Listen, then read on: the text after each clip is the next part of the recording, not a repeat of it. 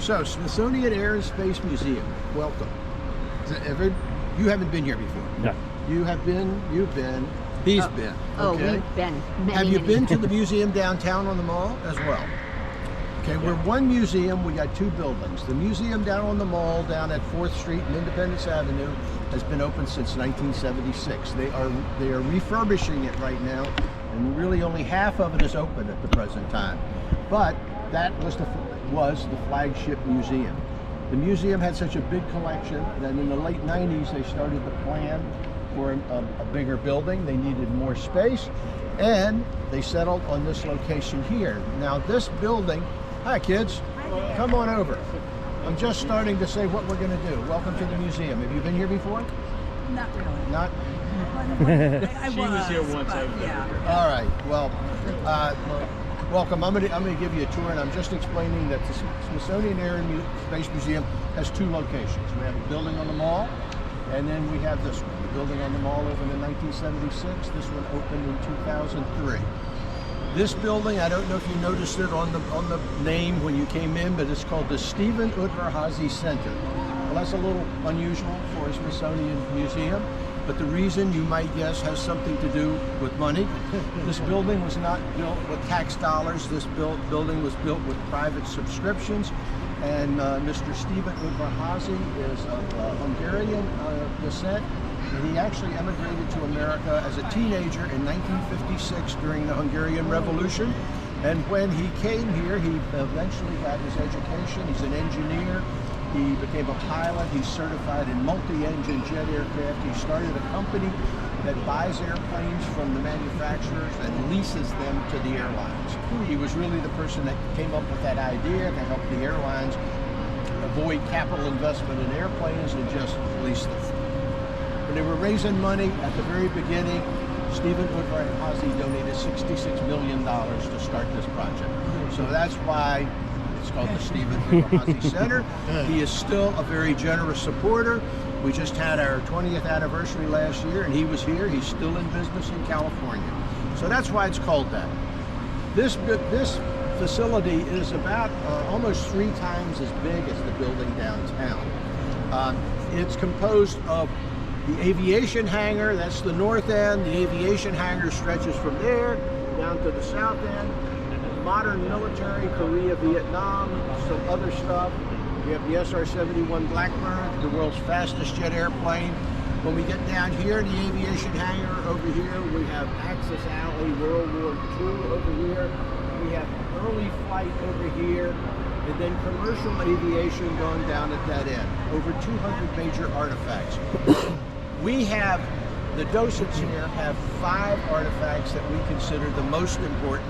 We call them the Big 5 that we want everybody to see.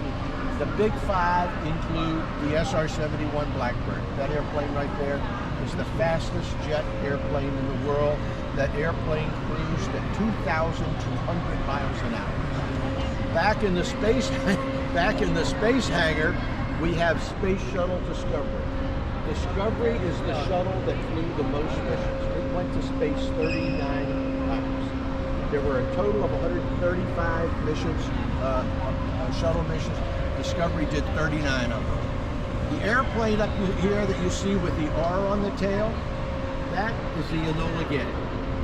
Does anybody not know what the Enola Gay is? You know, everybody knows what He knows. the Enola Gay. What is it? What is the Enola Gay? Dropped the atomic bombs on the Japanese. Very good. It dropped the atomic bomb on the Japanese city of Hiroshima to bring about the end of World War II. And that's not a replica, that's the actual plane. A little further down, we have the prototype for the Boeing 707. And then a little further down still, we have a Concorde supersonic transport. So my tour is going to focus on those Big 5, and we're going to talk about some other things that we're going to pass along the way. So, does anybody have a question or a comment before we start? No?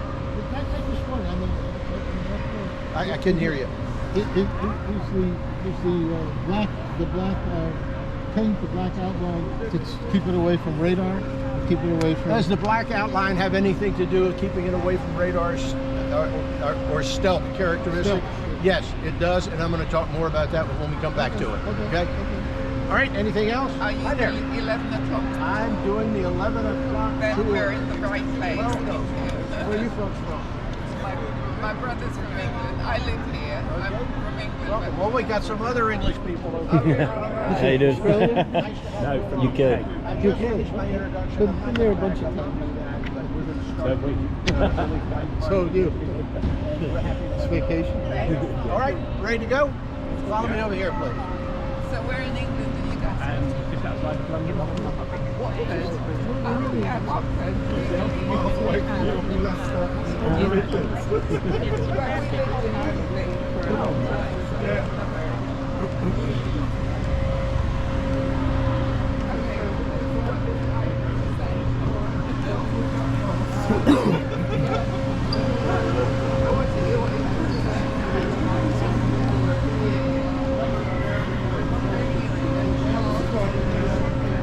Second, in Washington School.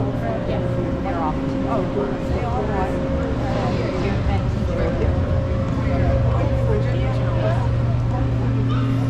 Lucky. I think that's where he's from.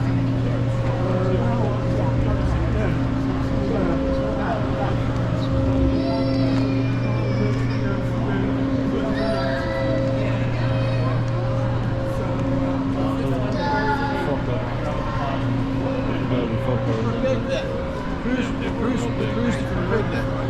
Yeah, digress here, but this gentleman's dad flew in a World War II in a B-24 bomber. He was talking about the crews of these World War II planes. I digress here from early flight just very briefly. The crews were pretty big. Like the crew of that B-29 bomber was generally 11. And the crews of some of the other planes, like the B-17 bomber and the B-24 even, were also in around the 9 range. So there was a lot of things going on in those airplanes. They had a pilot, a co-pilot, a bombardier, a radio operator, a flight engineer, and a navigator, and a radar operator, all required on those airplanes. And the interesting thing about it is most of them, mostly they required college education to be a pilot and a co-pilot, and most of those pilots and co-pilots were maybe 21 years old, 20, 21, 22 years old. The rest of the crew were mostly teenagers. They were, 18, 19, 20-year-old guys. It was an incredibly hard time, and if you read about it, you kind of sit back and say, my God, could we do this today? It's very... The casualties are up like 50%, I think, in the European theater. In the European theater, they started out, they typically use 25% on a raid. Yeah, a lot. But we're getting a little ahead of ourselves here. So, early flight. The Wright brothers, everybody's heard of the Wright brothers, I know. That should be a follow-up program. That's my favorite thing, right? We have the original Wright airplane that flew at Kitty Hawk in 1903 in our building downtown on the mall. Okay? This, again, 1903. This is 2024. That is 120 years. All of this advancement, science, technology, aviation, space, aerospace, all of this in 120 years. It's absolutely incredible. The Wright brothers really are credited with developing the first practical airplane. To be considered a practical airplane, an airplane has to be heavier than air, it has to have power, it has to have a pilot, and you have to be able to control it. Those 4 criteria are what make a practical airplane. Now, early on, people were doing gliders. In England, Sir George Cayley, in the late 1700s and around 1800s, Sir George Cayley came up with the principles of flight. The principles of flight being lift, the wings keep a plane up, gravity pushes it down, a source of power provides thrust, and friction in the form of air resistance creates drag. Sir George Cayley is considered to be the father of aeronautical engineering. Because Sir George Cayley built some gliders, and he flew. His first one was with a little, like a 6-year-old kid that he enticed to get on this thing. Later, his coachman, his coach driver, who he frightened desperately, and who said he refused to fly again. But Sir George Cayley knew that with the engines they had back at that time were steam engines. He says, I can never build a practical airplane because the steam engine is going to be so big. It's just going to be diminishing returns to try to build this. And Sir George, although he came up with the principles of flight, he gave up. He says, I need to leave this to somebody who has a better engine. We go through more through the 19th century, the 1800s, and it wasn't really until the end of the 1800s that we come up with people who are starting to take this idea of flying seriously in terms of science and figuring out what is really necessary to fly, rather than just using your imagination and trying to build a contraption. Those are the people I call inventors. They tried, but they were not successful. But besides Sir George Cayley, we get to the end of the 19th century in the late 1800s. This guy is German. He's an engineer. His name is Otto Lilienthal. Otto Lilienthal is a very dedicated researcher, and he did gliders. He did thousands of glides. He kept very detailed information about his glides, the shape of the wings, the lift that was provided. He was so committed to this work that just outside Berlin, he built this hill on his property, so he always had a place that he could go up to the top and jump off and jump into the wind. No matter which way the wind was blowing, he could go to the top because it was cone-shaped. Unfortunately, Otto Lilienthal, in one of his glides in 1896, he stalled out. He fell vertically a little over 50 feet, and he died as a result of his injuries. But it was the data that Otto Lilienthal amassed that was made available publicly that the Wright brothers started with.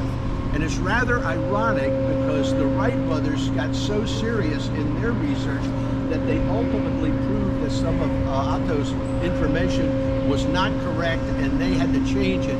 But it was in fact Sir Otto Lilienthal that really provided the information that the Wright brothers started with in 1899. Now there's one other person that approached the idea of trying to fly in a scientific, systematic manner, and that was Samuel P. Langley. I assume that most of you have heard of Langley Air Force Base and the NASA Langley Research Center down at Hampton, Virginia, named after Professor Samuel P. Langley, who was an astronomer.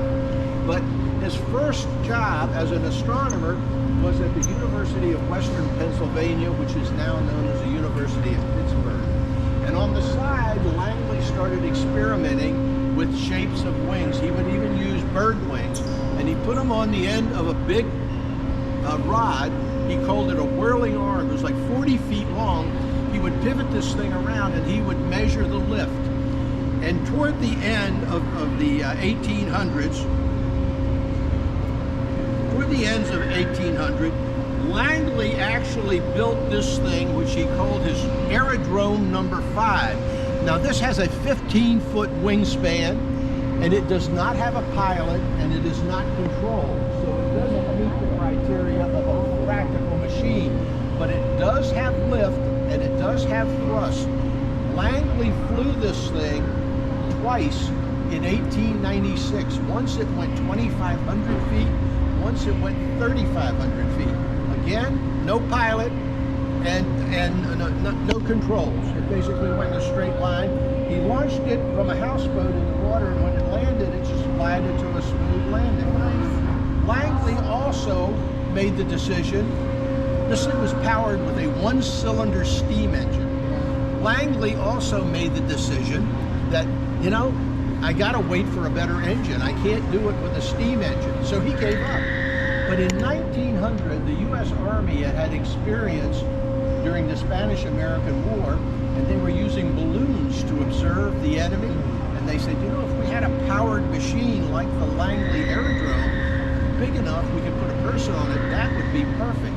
So the Army gave Samuel Langley a grant of $50,000 in 1900. That was the equivalent of maybe $1.5 million. With that $1.5 million, Samuel P. Langley upscaled his little aerodrome, A, to that. That's called the Great Aerodrome. And Langley put this thing together. Now, Langley was not a super engineer, but he did adopt scientific principles. This up here, this is the front up here. It's got tandem wings. This is the front, right up here. This is where the pilot would be. These silver canisters look like they might be fuel tanks, but actually they're floats, because he was planning to land this thing in the water on a houseboat. Well, look where the cockpit is. No matter, even under the perfect condition, the pilot's going to be underwater. So, Langley assembled this thing, and in 1903, in October of 1903, Langley put this thing on that houseboat. Now he was going to launch it with a catapult made of trolley springs. He was going to had the engines whirling, but they was launch it to get it airborne. Well, this is the start of the launch, and you see it's not looking really very promising. This is the start of the launch, and this is what happened. But Langley thought that really had nothing to do with the machine and its flying ability, and he said, well, it had to do with the catapult. The catapult springs were a problem. So he put it back together. And then 9 days before the Wright brothers flew, Wright brothers again, December 17th, 1903. 9 days before the Wright brothers flew, this is what happened. A catastrophic failure on launch. The frame broke in half because they had not upscaled it sufficiently in engineering terms. They had upscaled it on a linear basis rather than on a geometric basis, and it was a failure.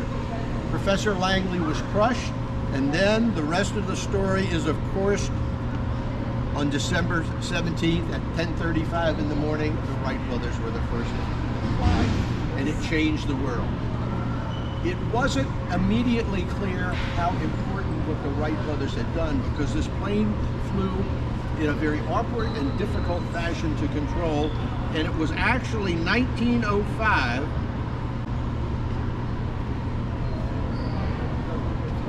It was 1905 before the Wright brothers flew what they called their first practical airplane.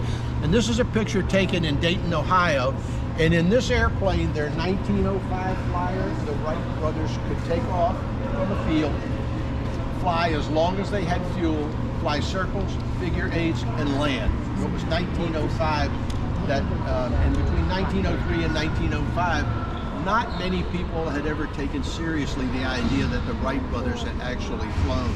And actually some news and scientific publications actually published articles frequently calling them flyers or liars. And it wasn't until this 1905, and then in 1908, the Wilbur Wright took an airplane to Europe and did a demonstration in France. And that's when people said, oh, these guys are for real. The Wright brothers. They solved the problem of control, basically, is what they're all about. Okay? Any questions about early flight? I'm not going to talk about these airplanes here specifically. Early flight is the period from when the Wright brothers first flew up to basically World War I. This is a replica of which? The Fowler gauge? What's your question? Is this a replica? No, this is not a replica. This is the first. This is the first airplane that actually flew non-stop from the Atlantic Ocean to the Pacific Ocean. Okay, well, stop and think about it. It only took about 52 minutes. So where might this happen? Panama. From the Atlantic to the Pacific Ocean. It's called the Fowler gauge, and it is one of the airplanes that, you know, achieved some early significance. Now, in America, the aviation business and the development of flying was actually stifled a little bit by the Wright brothers because they patented their machine, and they didn't want anybody copying them. They wanted everybody who built a flying machine to pay them. But in Europe, it was very difficult to enforce the patents, and of course people figured out quickly the idea of control that the Wright brothers had come up with. And particularly in France, the government and individuals really started progressing much more rapidly. Much to the effect that by World War I, when American troops went over to help with World War I and the flying, America did not have any airplanes capable of serving in a conflict like that. And the American troops flew in this airplane up here, an airplane like this, called a Newport 28, which was actually a French hand-me-down. It was an airplane that the French Air Force was not using because they had better airplanes like this Spy right here. But the Americans flew this because this is the best they could get. And that right there, you see the hat with the stars and stripes on it in the ring. That is the symbol of the air squadron called the Lafayette Escadrille that went over to support the Allies in Europe. And it was the symbol of throwing your hat in the ring. We're into the battle. We're throwing our hat into the ring. All right, let's go around the corner here.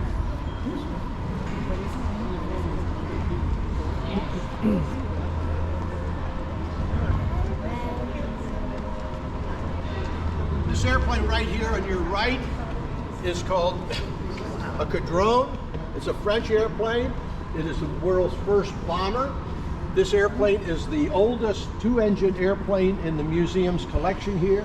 It's also very important because this airplane is virtually all original. And going back 120 years, it's kind of hard to find an airplane that's completely original because the framework and the structure, the airframe itself, is generally built out of some pretty fragile stuff. The wing ribs in here, the lateral wing ribs, are made usually of ash wood, because ash is light and strong and is easily formed, like bows for bow and arrows are frequently made from ash. But in the early days, on up through and including World War I, the wood frame was covered with fabric. It was covered with fabric, and usually, not always, usually it was then painted with a kind of material, lacquer finish, and it was called doping. And of course doping meant something different than today. But this airplane is original.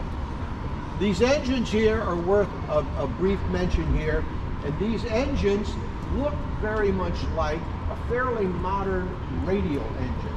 Now, if I've got any gearheads in this group who like mechanics, I'm telling you that these are not radial engines, these are rotary engines. And does anybody already know the difference between a radial and a rotary? Okay, I'm going to give you a quick explanation. Doesn't have a piston? Yeah, huh? Doesn't have a replicating mass.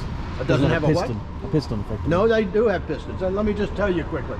You can see here, this is a cylinder. This has a piston.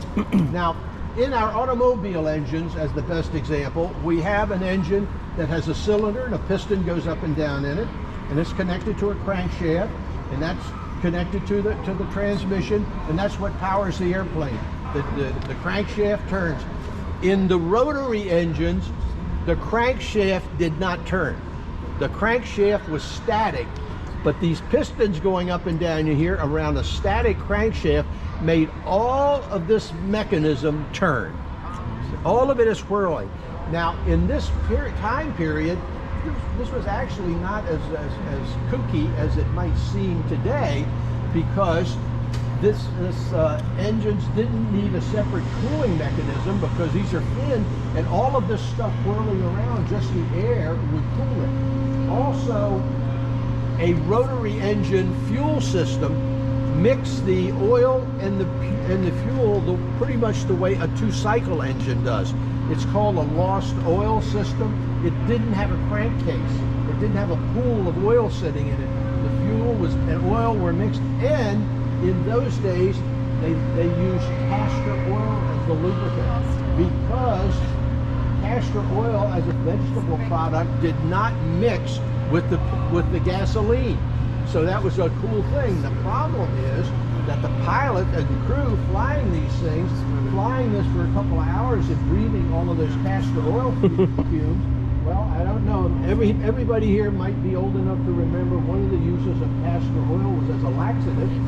So when the crew got back from their mission, the story is that they very frequently had to make a rush for the facilities. So these are rotary engines. Both of them turn the same way. Again, another engineering fact, that created a lot of torque and tended to drag this machine in the direction of the rotation of the engine. And you can see it has 4 rudders on the back of it to help mitigate that torque effect right there. After World War I, along about 1921 or 1922, rotary engines went out of use very quickly because airplanes and aircraft development was being improved so rapidly. The requirements for more powerful engines came along, and to make more powerful engines they had to make bigger engines, and very quickly it got to the point where these big rotaries were no longer practical because there was just too much material whirling around, and the rotaries went out of use for aircraft engines very quickly in the 1921-22 period. Any questions about the Caudron G4?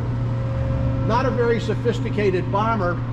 This is a wooden panel right here. So when they wanted to drop their little bombs, the gunner would take out that wooden panel and he would drop a bomb. So not real fancy.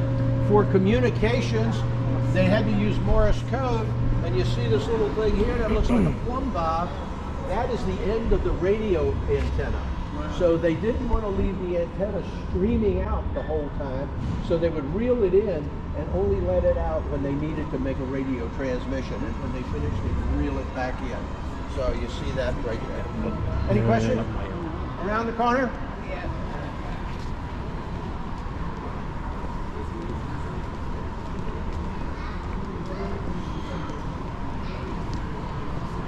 I learned about them in school, but it was a bit before my time.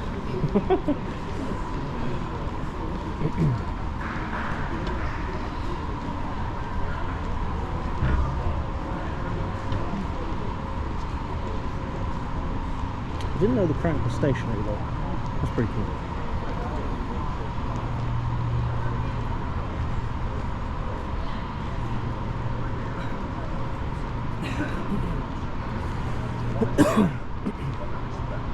Passion for those who brought us this wonderful gift of life. Is everybody hearing me okay? Should I use a little amplification? They doing okay? I'm good. You're hearing okay? Oh, okay. All right. I'm going to have to be really careful in this section with these my friends from the UK here, because I'm going to be talking about some British aircraft here for a second. This one over here, I don't know, in the UK, do you guys have the Peanuts cartoon strip, Charlie Brown, and you see that over there? Yeah, you have that. Well, you know, in Snoopy has his air battles with the Red Baron. You heard of that? Yeah. Well, Snoopy always flies a Sopwith Camel, all right? The Sopwith Camel is a real airplane, and in fact, it was the best Allied fighter airplane of World War I. More enemy airplanes were shot down by pilots flying Sopwith Camels than any other kind of airplane, all right? They called it a camel, by the way, because the guns were up here on the top, and it made a little hump, so they nicknamed it the camel.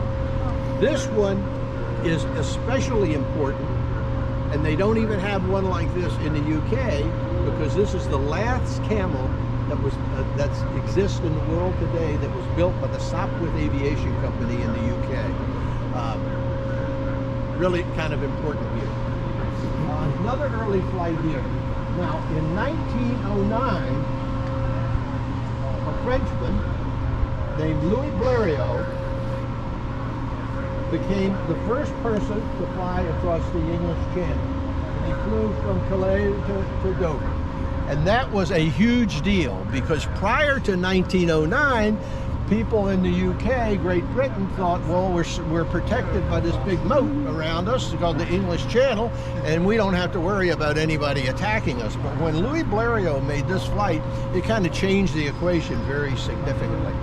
And Louis Blériot and the French, remember I told you the French were were pushing the development of aviation and sharing all kinds of information, while the Wright brothers in the US was not. After Louis Blériot made this flight, they published detailed drawings in various magazines about how to build one of these airplanes, okay? Now that would have never happened in the US. And as luck would have it, two teenagers in Denver, Colorado, and their last name was Van der Sal. These kids were 15 years old and 13 years old. They got one of these magazines with these detailed plans for the Blériot 11. They had never been in an airplane before. And they built this airplane. This is the airplane they built. 15 and 13. It took them almost 2 years to build it. They built it in their garage. Look at the wing supports. Prior to 1915, nobody knew how to build a cantilevered wing. A cantilevered wing is a physical structure that will support itself anywhere along the wing. So the wing had to be supported by all of these cables. So these Van der Sal brothers, took them a couple of years, they built this plane, including the engine, which is a modified automobile engine, in their garage. They taught themselves to fly it. They never wrecked it. They both, as adults, stayed in the aviation business for their entire lives. But this is the plane that the brothers built based on those plans. Incredible, incredible story. One more story about the Blériot 11. And this has to do with the ladies. In 1912, this looks like the same picture with Louis Blériot flying across the English Channel.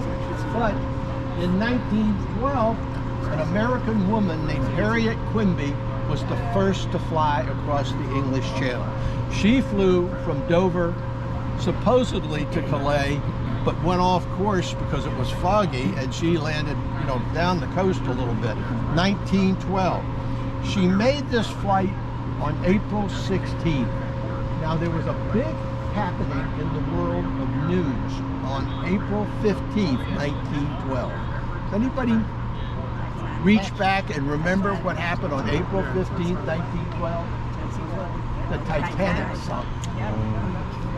Harriet Quimby never got the recognition she deserved on April 16th because the Titanic sunk on April 15th. Harriet was the first American woman to earn a pilot's license.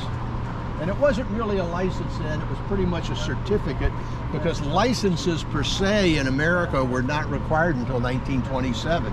But you needed to have a certificate saying you could fly. She got a special stamp in her honor from making that English Channel crossing. And this is a picture of Harriet. She's the tall one. She's the #1 American pilot certificate, and her friend Mathilde Moisson is the second American woman.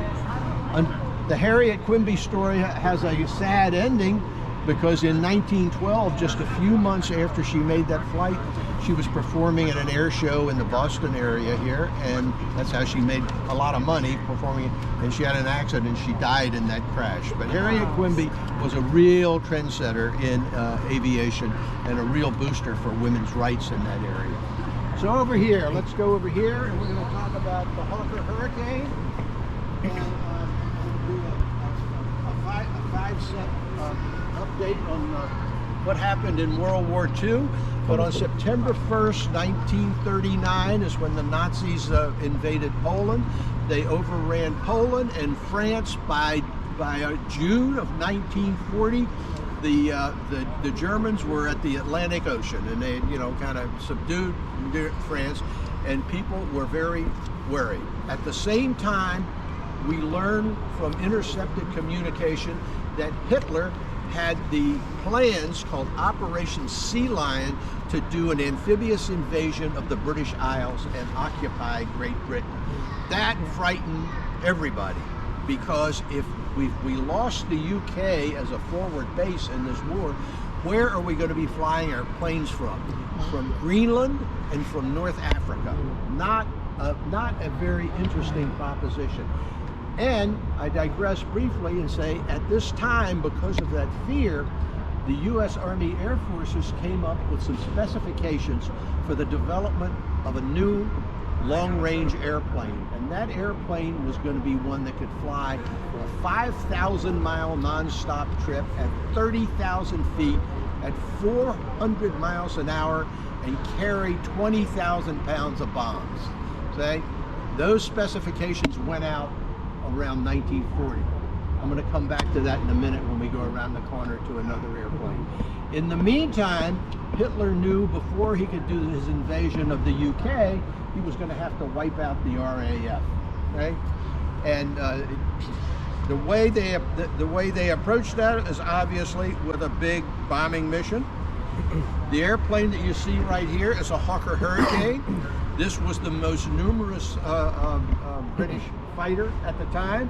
It was backed up by another really good airplane called the Supermarine Spitfire. Nonetheless, with both of these airplanes, although the RAF pilots were good and skilled, they were outnumbered, and the Germans outnumbered them. The Germans weren't primarily flying fighters. The Germans were going to use bombers to try to wipe out the airfields and destroy the planes on the ground. Now, the Brits were early adopters of radar. The radar was not invented in the UK, but the Brits were early adopters, and they put radar installations all along the south coast and the east coast so that they could see the Germans coming, and that helped them avoid their airplanes getting caught on the ground. So the Battle of Britain ensued, and the Battle of Britain involved no land components. It was all an air battle, and that started in about June of 1940. So the RAF, principally flying the Hurricane, which was a plane developed in the mid-1930s, and the Spitfire, they actually fended off the Luftwaffe and prevented the Luftwaffe from achieving their results. And then, of course, by like October, when the weather turns so sunny and beautiful in England and Northern Europe, a little facetious there, and Hitler had not achieved his result of wiping out the RAF, we learned that he had given up on his idea of doing this invasion and occupying the British Isles. And that's when Winston Churchill, in one of his many famous quotes, said, "Never before in the history of human conflict have so many owed so much to so few," meaning that the British population really owed their survival to the men who flew the planes in the RAF. And the Hawker Hurricane was the leading aircraft in that defensive maneuver. So, and you can see how quickly the airframe shape, design, the development had become so much like the more modern version of what we think of as a more modern, streamlined aircraft. All right, let's get down here and talk about an American plane. You wanted an American warplane. Okay?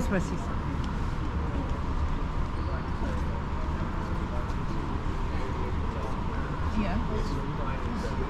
This airplane here is called the Lockheed P-38 Lightning. Now, the Lockheed P-38 Lightning did not go into development until after the beginning of World War II. And the P-38 Lightning, a Lockheed aircraft, but was really primarily the product of the work of one of the foremost aerospace aeronautical engineers of all time. His name was Kelly Johnson. I don't know how many of you, nobody ever heard of the name of Kelly Johnson. Kelly Johnson went to the University of Michigan, and he was an aeronautical engineer. When he got out of college, this was his first job. He supervised the development of the P-38 Lightning. Now, I don't want to get ahead of my story too much, but we started back down the road here by the SR-71 Blackbird. This was from early 1940s. The Blackbird is from the mid-1960s. The Blackbird was Kelly Johnson's last airplane, okay? This was his first. All right, so the P-38 Lightning, powered by two V-12 engines built by Allison Engineering in the United States, but essentially copied under license from the Rolls-Royce Merlin V12, in which happened around the world for our allies, the Rolls-Royce Merlin V12 liquid-cooled engine. These were supercharged, and this airplane went into service in the European theater of operation. And because airplanes are complicated machines, there were a lot of things that didn't work right immediately, and they had trouble with the superchargers, for example, and in the high altitude and the dampness, superchargers didn't work well. The cockpit up here, those of you who can't see the cockpit, move over this way a little bit. The crew of this airplane was one. Okay, this was the pilot. He did everything. In the dampness of that northern European environment, the cockpits frequently frosted up, and the pilot then could not see, and that's not a good feature for an airplane, not for a pilot not to be able to see. But eventually, as with other machines, they made changes. Things got better and better and better. But essentially, the P-38 Lightning really came into its own in the Pacific theater of operation.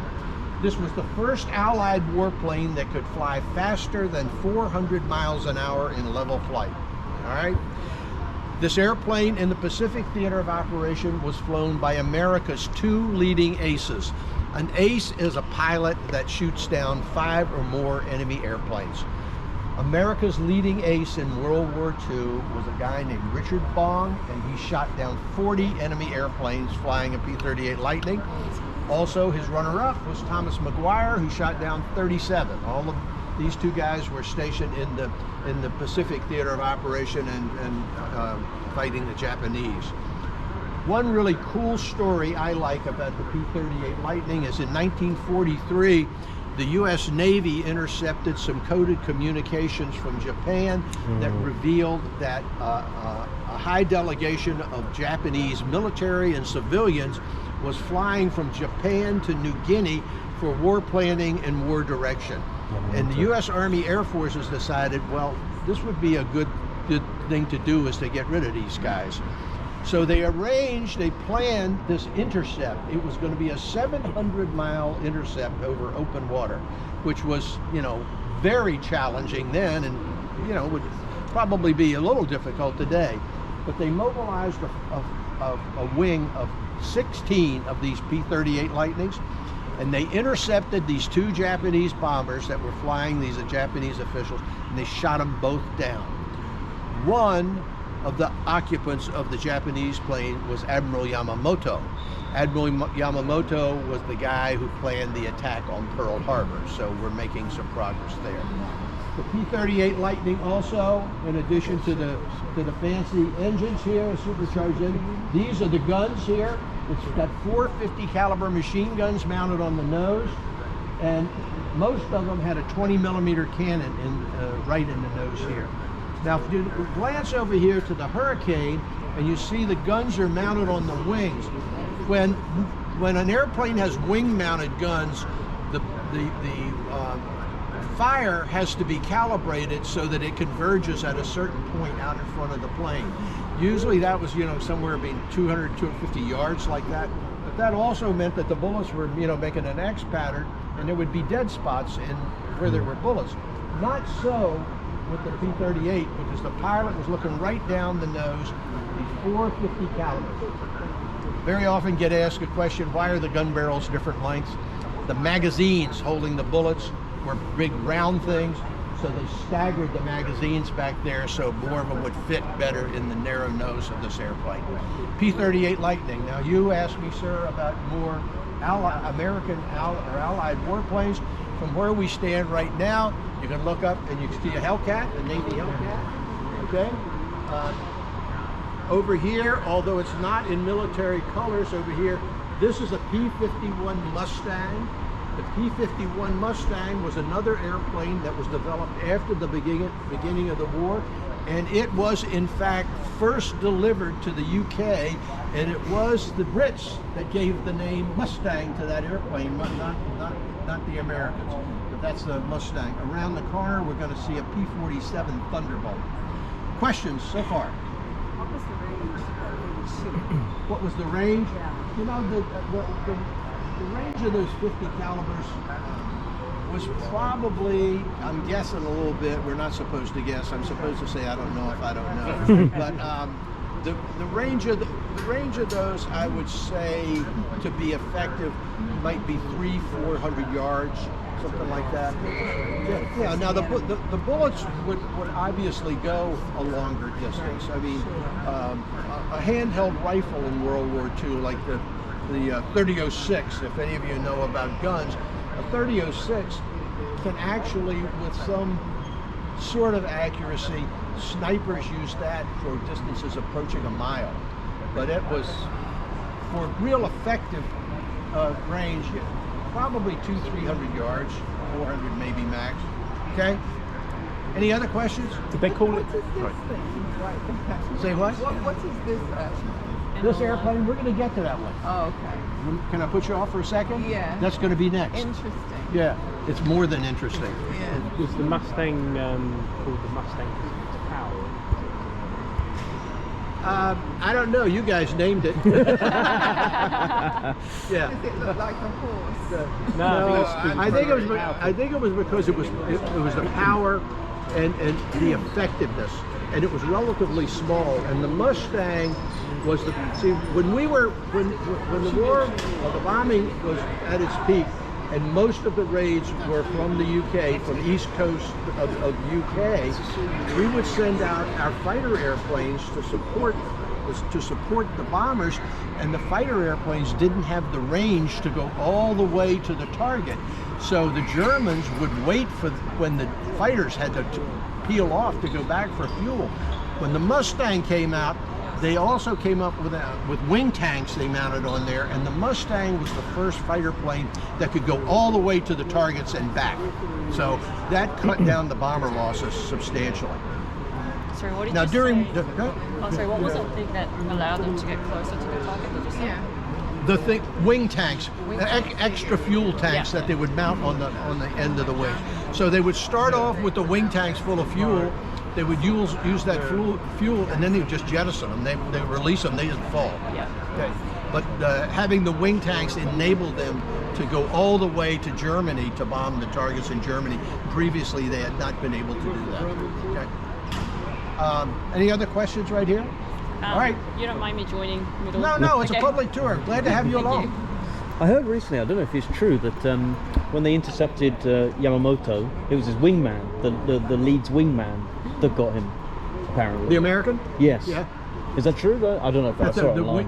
What happened to him? So it said the lead fighter took the credit, I think, for the kill of Yamamoto, but then they've repieced it and they think it was the wingman. Rex Barber. Yeah, there's a story about that, and I don't think it's ever been fully resolved. So I have to say I don't know about that. But since you know about this specifically, there's a picture here in the museum that I'm going to tell you where it is. It's a painted picture of the flight that intercepted Yamamoto, and it shows about a half a dozen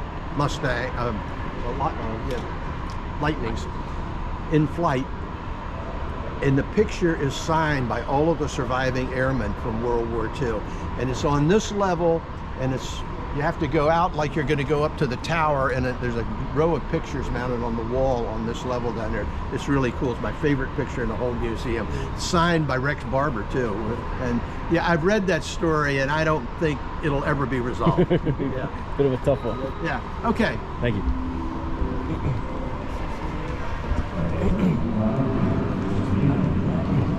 This is the specification he was talking about. Yeah.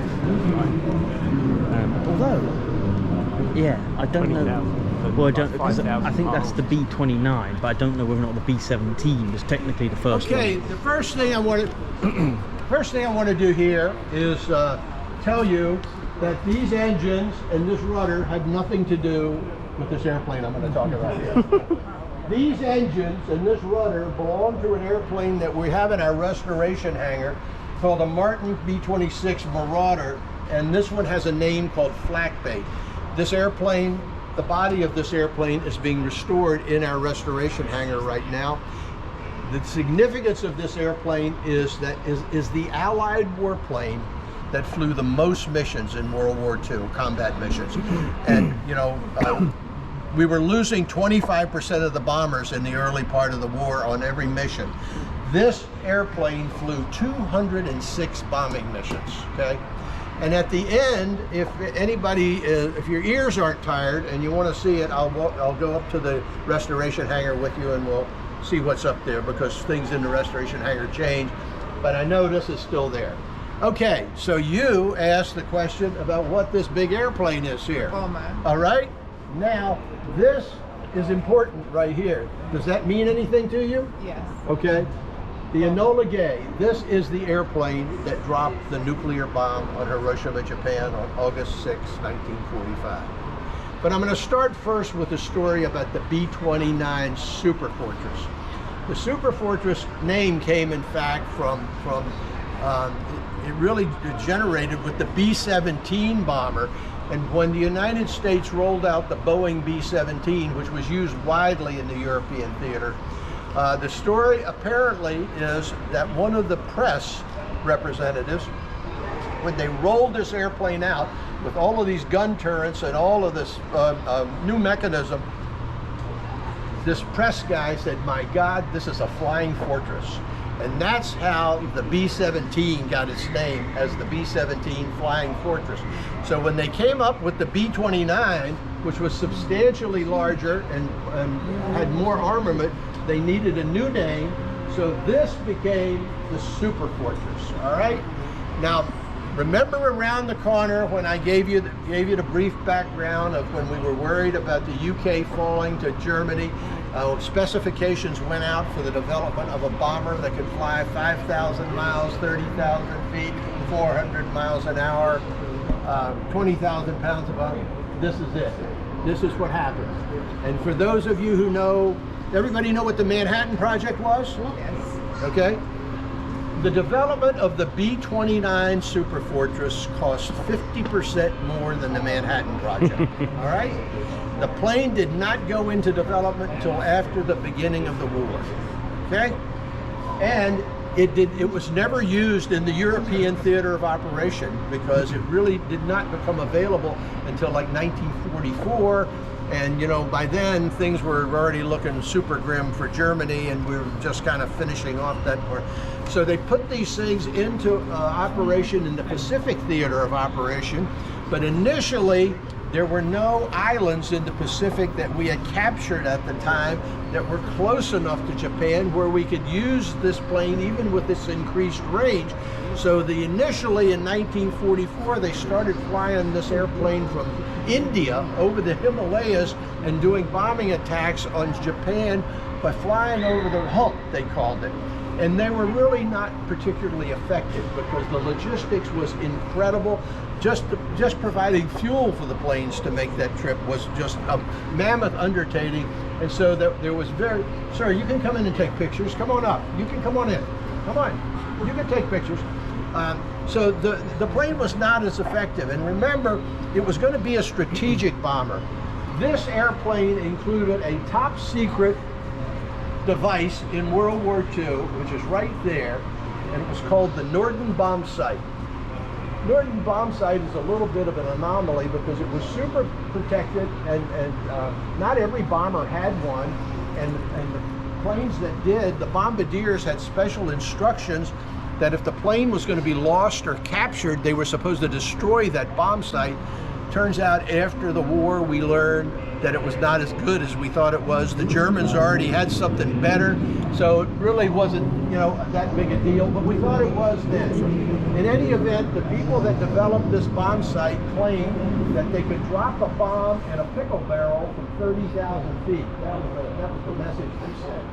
Well, when they started flying these airplanes from the Northern Mariana Islands and the little airfield that became on the island of Tinian, which during World War II for a couple of years was the busiest airport in the world because hundreds of B-29s were based there. During World War II, 3,970 B-29s were built. Okay, they would usually fly before nuclear bombs. They would fly with raids of 250 to 300 of these airplanes at a time. And in fact, for all of the horror of the nuclear explosions, and the nuclear bombing, which is certainly not a happy event to think about or talk about, there was a single bombing raid of Tokyo by 300 B-29s. At one time, they dropped incendiary bombs on Tokyo in March of 1945. That's about 6 months before the nuclear raid. They destroyed 16 square miles of the city in one raid, and more than 100,000 people died in that raid. The damage from that raid was greater than either of the nuclear raids. In any event, we started out trying to do these strategic bombing raids, but we learned the commanding general of the Pacific Air Force operation, his name was Hayward Hansel, and he was committed to doing strategic bombing because it didn't result in much collateral damage for the other. Well, it turns out that damage assessments showed that only like 5% of the bombs were hitting their targets. So the head of the Air Force, his name was Hap Arnold, he was getting frustrated with General Hansel, and he said, you know, we're not maximizing the use of this incredible weapon here. But Hansel wouldn't change, so Hap Arnold removed him from command, and he replaced him with a guy named Curtis LeMay. Now, if you've got hair, my color, you know that Curtis LeMay was, after the end of World War II, became the commander of the Strategic Air Command, our nuclear bombardment force. Curtis LeMay was an incredible general. He, however, did not win popularity contests. He was a mean dude, and nobody liked to mess with him. But LeMay always led from the front, and when people told him these planes were not hitting their targets, he did not believe them. He went on bombing raids, and he said, well, okay, you convinced me, we're not going to do this anymore from 30,000 feet in the daytime. What we're going to do is we're going to fly these airplanes at night, and we're going to fly at 5,000 to 10,000 feet, and we're going to drop bombs that start fires, not explosions, incendiary bombs.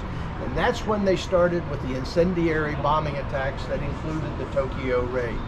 Along about the same time, now we are in fact making progress in pushing the Japanese back toward the home islands. We are also being faced with the prospect that the only way we're going to be able to win the war and defeat Japan is to do a land invasion. The estimates of what would happen if we had to mount a land invasion there were different numbers, but generally that there would be 1 million killed and wounded on our side, and 2 to 3 million killed and wounded on the Japanese side, because the Japanese government had indoctrinated the population to resist with very rudimentary weapons. So this was not a very happy thing to contemplate, that we were going to have to do this land invasion. In the meantime, in late 1944, we have this guy who's a general, and his name is Leslie Groves. Any of you seen the movie Oppenheimer? Yeah. Okay, you remember? General Leslie Groves. Big fat dude, he was also mean. He comes to Hap Arnold, and he says, Hap, we have got a weapon that we think can bring about an earlier end to the war. This picture, I'm going to come around with this picture. This picture is taken at the Air Force Museum in Dayton, and that's where the other airplane is that dropped the nuclear bomb. Boxcar dropped the bomb on Nagasaki. So Groves tells Hap Arnold, we've got a weapon which weighs 10,000 pounds, is 10 feet long, 2.5 to 5 feet in diameter. And we need an airplane that can carry this. So Arnold didn't have to think very long. The B-29 was the plane. So the two nuclear weapons were the olive drab one here is the one called Little Boy, and that is the uranium-based bomb, and that was carried by Enola Gay. The yellow one is Fat Man, and that's the plutonium-based bomb, and that was the bomb carried by the plane called Boxcar. All right. Now, there was one thing that had to change with this, because a typical B-29 bombing raid would look like this. The planes would fly along in a huge formation. Hi guys, how we doing? Good, thank Hey, the planes would fly along in a formation. They would drop their bombs. They would keep flying along in a straight line. But Leslie Groves says to Hap Arnold, you know, this new bomb is going to make a pretty big boom. And you don't want to keep going the same direction because a bomb falling follows the trajectory of the airplane. So they had to come up with some solutions for how this airplane is going to carry this 10,000-pound bomb. And there are modifications that have to be made. So in order to make the plane more maneuverable so it could turn 155 degrees as soon as the bomb released and go as fast as possible to get away from the shock wave, they came up with some specifications, and it was a secret code called Operation Silverplate. And of the 3,970 B-29s, 65 were built according to the specifications of Silverplate, which enabled them to carry nuclear weapons. One of the big things that they did was they took off machine gun turrets. There were 4 machine gun turrets on B-29s that had 50 caliber machine guns in them. This picture is not great, but on the top you can see 2 of the 50 caliber turrets, and here's one of them here, here's one here, and here's one back here, and they were also located on the belly here, this way. So they took these machine gun turrets off, and actually on this airplane you can see where one of them would have been. That circle patch right there. That's where the lower machine gun turret would have been on the front. They took the machine gun turrets and all the armor plating out of it, because Allied planes had a lot of armor plating to protect the crew. They reduced the weight of the plane by 10%, 7,200 pounds, to help it make that turn. So again, they built 65 of them that could perform this mission. They sent 15 of them to the island of Tinian under the command of a colonel named Paul Tibbets. Paul Tibbets was probably the youngest, if not the youngest, certainly one of the youngest full bird colonels in the U.S. Army Air Forces at the time. He was only 30 years old when he was in charge of this nuclear mission. So now we've got these planes deployed. We've got one weapon and another one on the way, is actually, what was going on. So the first test of a nuclear weapon did not occur until July 16th of 1945. Okay? On July 24th, the Allies sent the Potsdam Proclamation, which was a demand for unconditional surrender to the Japanese emperor and to the government. It was a 2-page document. The last couple of sentences said, "We, the Allies, call on the Empire of Japan to surrender immediately and unconditionally, or you must be prepared for complete and utter destruction." A warning. They didn't believe it. July 24th. We didn't hear anything. On August 6th, 1945, at 2:45 a.m., Paul Tibbets takes off in this airplane from Tinian. It was a 12-hour and 15-minute round trip. Okay. They got to Hiroshima. Actually, there were 3 targets. Each raid had 3 targets. The first raid was Hiroshima, Kokura, Nagasaki. When they got to Hiroshima, the rules were that they had to be able to see the target. It had to be clear. Hiroshima was clear. They dropped the bomb. It was August 6th. They didn't hear anything after that raid. So on August 9th, they sent Boxcar with the Fat Man. Now, the primary target for Boxcar was the Japanese city of Kokura. But when they got to Kokura, it was clouded over. They couldn't bomb. They couldn't release the bomb. So they went on to their secondary target, was Nagasaki. They dropped it. We know the result there. We finally heard from the Emperor on August 15th. We quit. General MacArthur was the commander of Allied forces in the Pacific, and he had arranged, after that surrender ceremony was on the deck of the battleship Missouri in Tokyo Bay. After that surrender ceremony, MacArthur had arranged the biggest military flyover that's ever taken place before or since. Over 2,000 warplanes flew over the surrender ceremony. 362 of them were B-29s.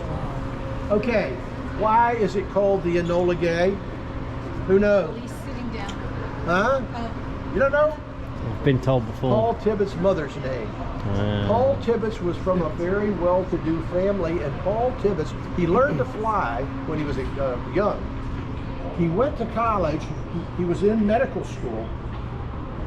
When the war broke out, because he already knew how to fly, he joined the Air Force immediately, and his father was very unhappy with him. And his mother supposedly told him that, Paul, I want you to do what you think you need to do, because I know whatever it is, you'll be very good at it. And so that gave him an especially warm spot in his heart for his mom. So Enola Gay Tibbets was his mom. That was painted on there the night before the raid, and it's been on there ever since. Any questions about the B-29 or the Enola Gay? Come on, there must be something. Huh? Huh? Oh yes, oh yes. You know, sometimes people will say, because the whole idea of a nuclear bomb is awful, and people will say, I've read stories about these guys who went crazy because of their regrets. There is absolutely no evidence that any of them had any second thoughts about it, and Paul Tibbets personally said multiple times that given the same information, I would do the same thing again without hesitation. You have to, sometimes there's a legitimate morality discussion you can have about this, but we need to think about it, I believe, in the context of the information that we had in 1945, not the information that has since become available in 2024. So, yeah, it's a tough and knotty issue, but it is what it is. Okay? No questions? Around the corner?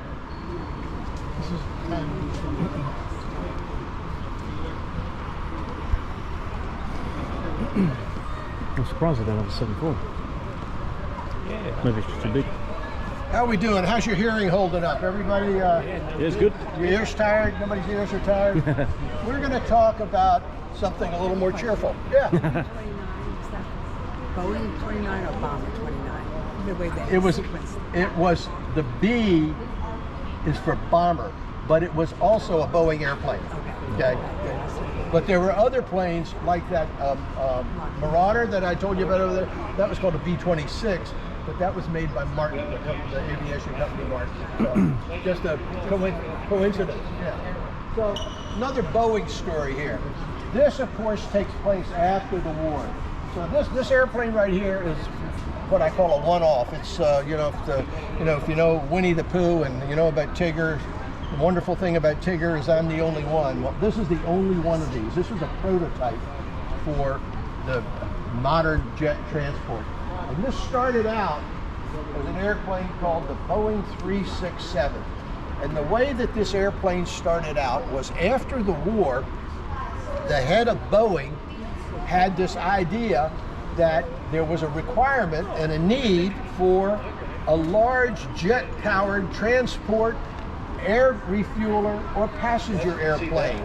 But at the end of World War II, the military budgets were all reduced, and the military, although we were flying B-47 and B-52 bombers, they were being refueled by a modified version of that B-29, and they called it the KC-97.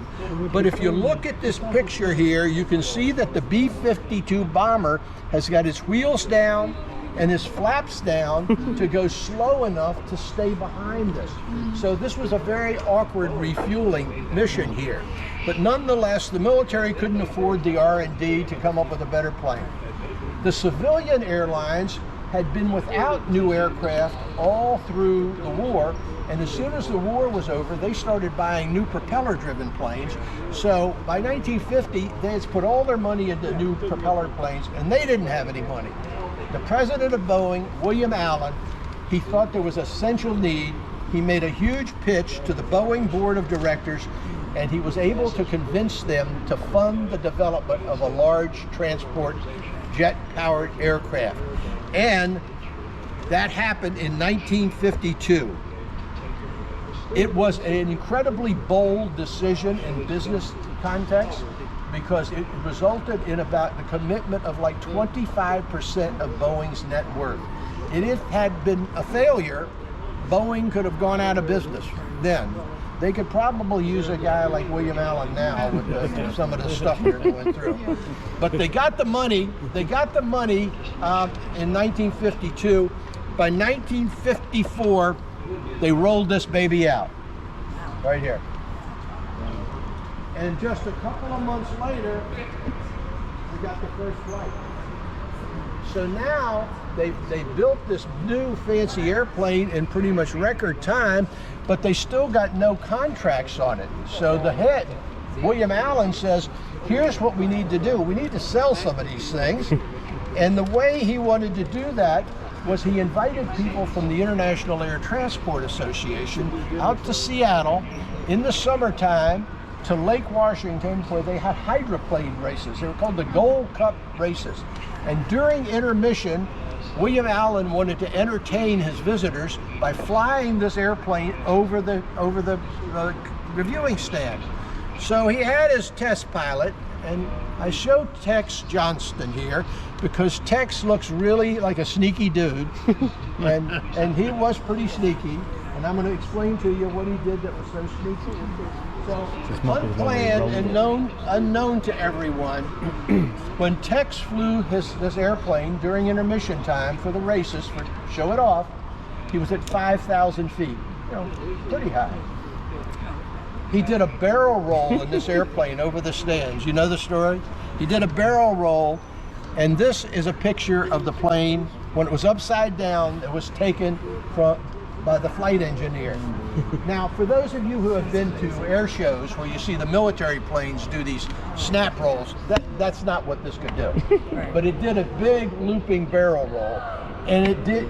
Tex didn't do just one. He leveled out, turned around, came back, and did another one. So quite predictably, when he landed, he had a message from the boss. You know, come see me, Tex. And we don't know exactly what the words were, but we are credited with having Tex, knowing that Tex said, Mr. Allen, I'm just trying to help you sell your airplane, all right? Well, it worked because the Air Force saw it right away without having to put any money up for the R&D.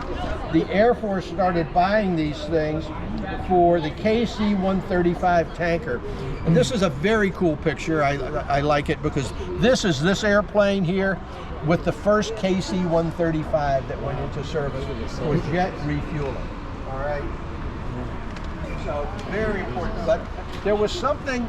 This is obviously of immense importance for the military applications, but for the civilian applications, there was something probably bigger that happened.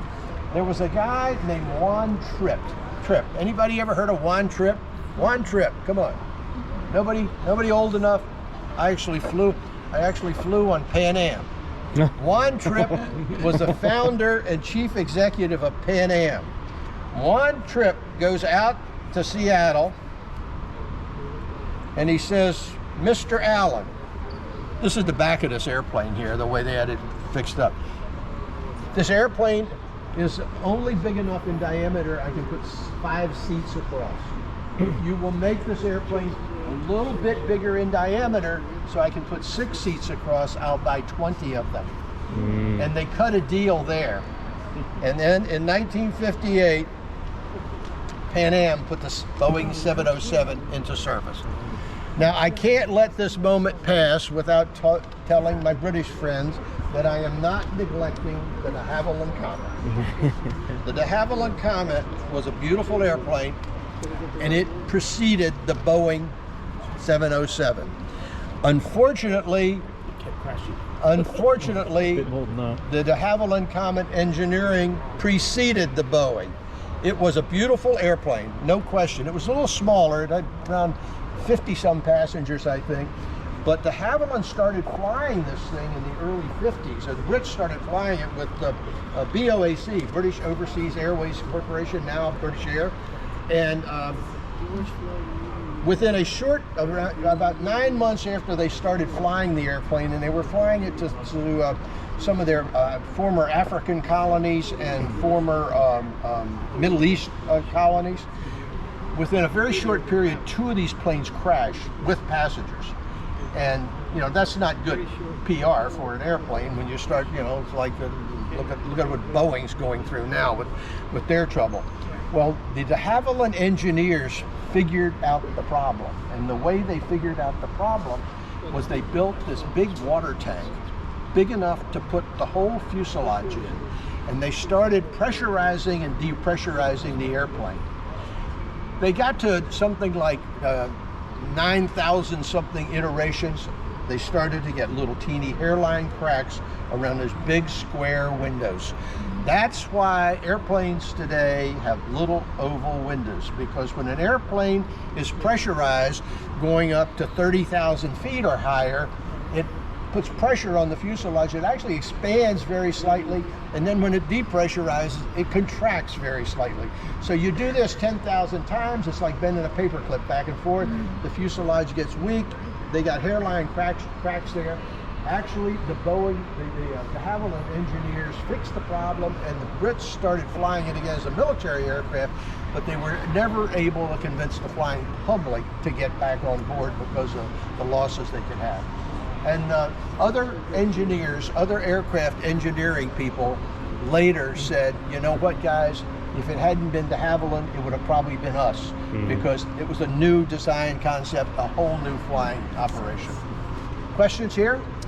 Let's go down and talk about the Concorde. We have to go with this fascinating. All right, thank you for coming in. Thank you. What's your background? My background, I'm an airplane freak. You're a pilot or engineer? I learned to fly when I got out of college. The Air Force wouldn't have me because I couldn't see well enough. That's the same with me in Vietnam. Yeah, that was a good thing. Thanks a lot. Thank you. Very good. Yeah. How come you don't have a 7.4? Say what? But they got one at the other place, was just the front. Well, yeah, I was expecting a 4.7? Yeah. Yeah. Well, I mean, it's a bit big. let's hold up here.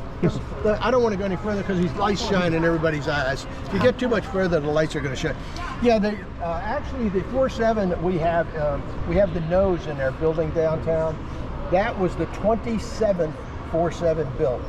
Boeing keeps the first airplane they built for their museum. The next 25 went to Pan Am. And the one we have is number 27 in the museum, and that was a Northwest Airlines 4.7. So, yeah, I'm not sure. You know, people ask like the 4.7s or the bigger airplanes like a B-52. We just don't have room for those here.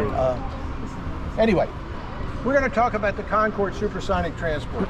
Actually, the Concorde, the Dash 80, and the Enola Gay were the first airplanes in here.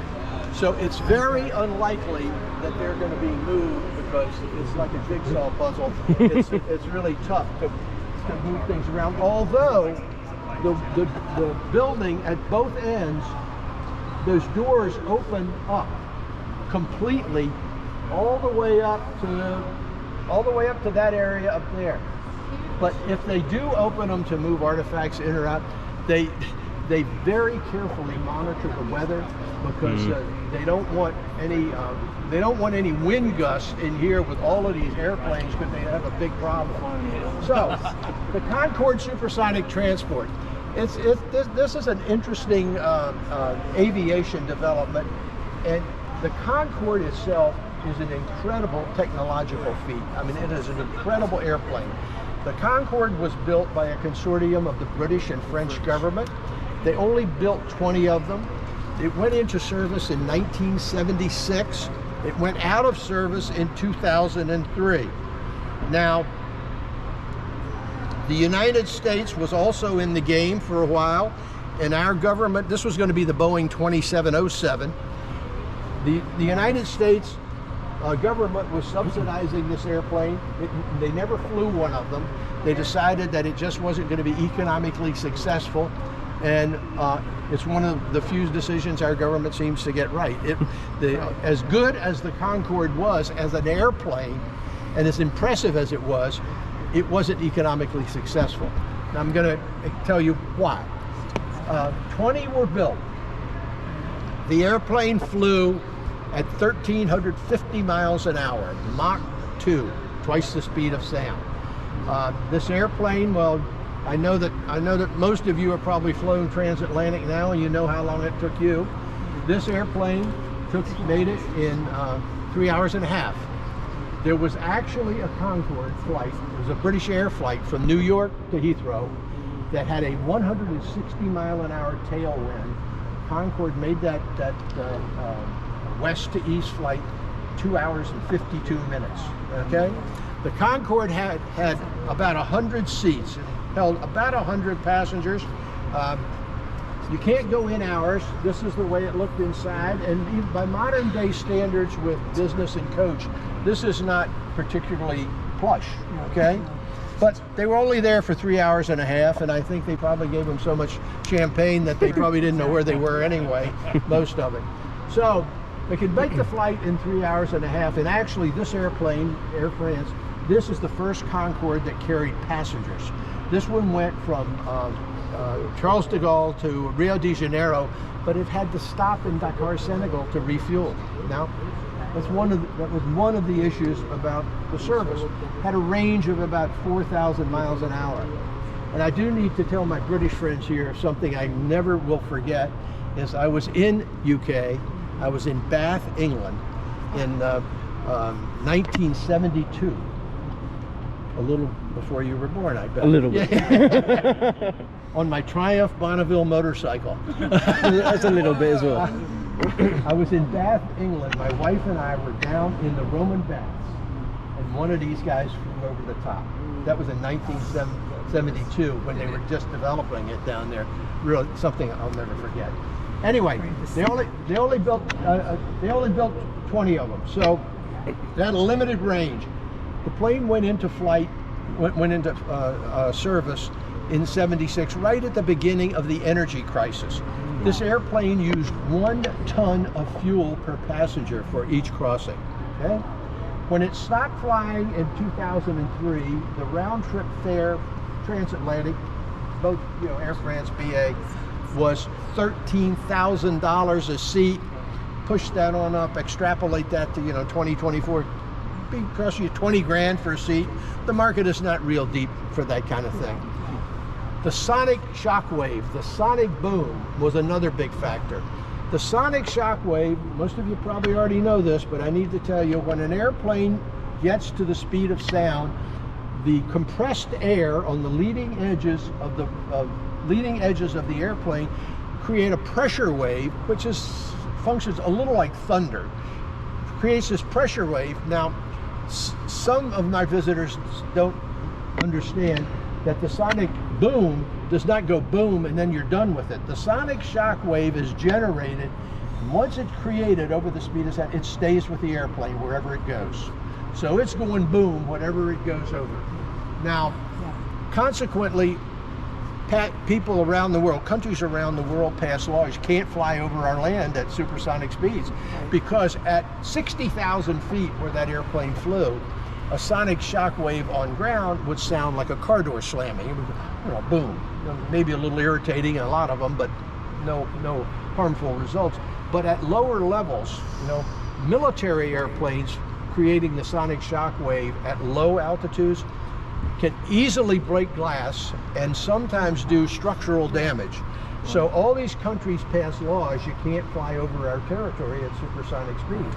So that limited, that along with the range problem, the plane flew other places, but basically the service was transatlantic, either from East Coast US to England or France.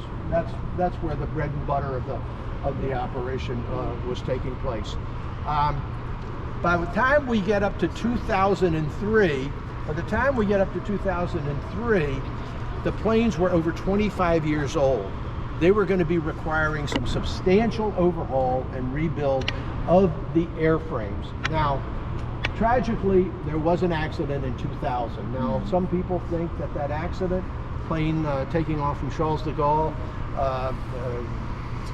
ran over a piece of junk, something hit the wings, started a fire, planes crashed, full of passengers, crashed into a hotel, which was, several people died on the ground, but fortunately, there was a group of British students who were due in that hotel they were on a band competition trip, and they had reserved that hotel, and their flight out of England had been delayed, and they had not arrived yet at the hotel.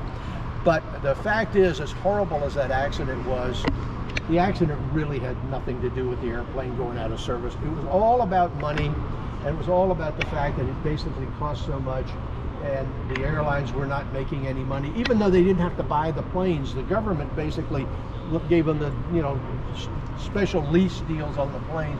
They didn't even have to buy the airplanes. So it went out of service in 2003. There are companies working on it again that claim they've solved some of the problems. Nothing is real wildly convincing just yet. The airplane in flight, the temperature on the outside from the friction, even though it was flying at 60,000 feet, the temperature on the outside of the plane got up to 100 degrees Celsius, or about 200 Fahrenheit, made the airplane expand almost 8 inches in length. All right. The airplane in flight, quite beautiful. Used to fly in here to Dulles. If you look at this picture,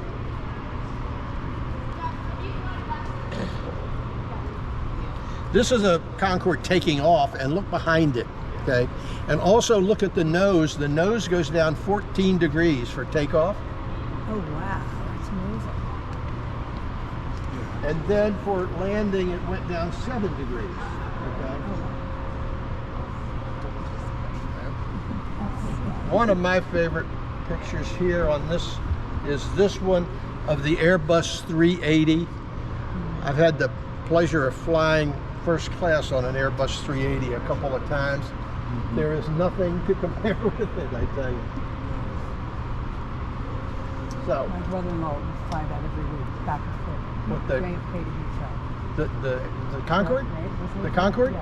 Yes, Yeah, I've never been on one, but I had a relative who flew on it, and one of the docents who used to work here in his former life, he was in a broadcasting business. He flew on it like 8 times. Yeah, it was quite the deal. Yeah. If you had the money. He did say Well, it it was wasn't comfortable. corporate. It was, yeah. Yeah. Yes, he did. You're right, Wall you're Street, right, yeah. courtesy of Wall Street. Yeah. To get to meetings. Yeah. The windows. Take a look at the windows. Yeah. Now this airplane flew at 60,000 feet, so the differential air pressure from sea level to 60,000 feet is much greater than sea level to 35, even 40,000 feet. So that's why those windows are so much smaller, so that they don't have the decompression if one of them fails. There were some interesting ladies involved in this airplane. A French test pilot female, Jacqueline Herliole. I like pictures of pretty girls. And then the Brits had one, Barbara Harmer, who was a pilot for the Concorde.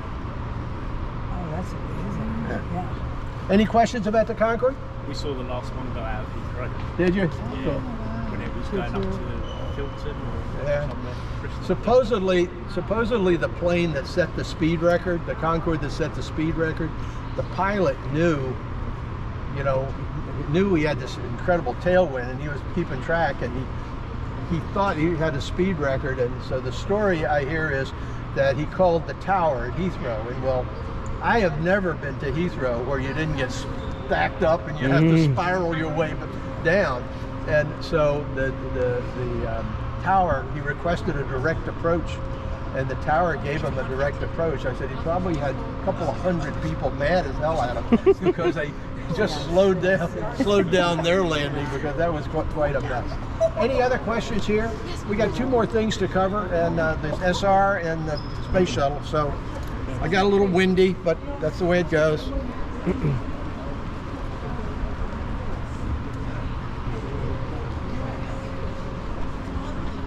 Are you a pilot? No, I'm a satellite designer. Oh, Yeah, with Airbus actually. We work a lot with yourselves and NASA. oh, cool. Yeah, it's good. NASA's got a big show today, tonight, you know. Oh, really? Oh, they're going to launch the SLS with the crew. Yes, that's true. Yeah, on the Starliner. Yeah. I'm not gonna lie. Boeing. 10:30 tonight is what the schedule is. Yes, yes. Hello, Chris. That'll be an interesting one. Boeing and their Well, issues recently. Keep everything crossed you got. Exactly. Boy, there's a lot riding on this for Boeing. Yep, indeed, indeed. Let's just hesitate here a second. If you've got time, I've used up too much of our time talking. I've enjoyed being with you guys so much, but this is what we call Axis Alley. The planes on your left are German from World War II, and the Germans were really making some great strides and achievements in aeronautical design.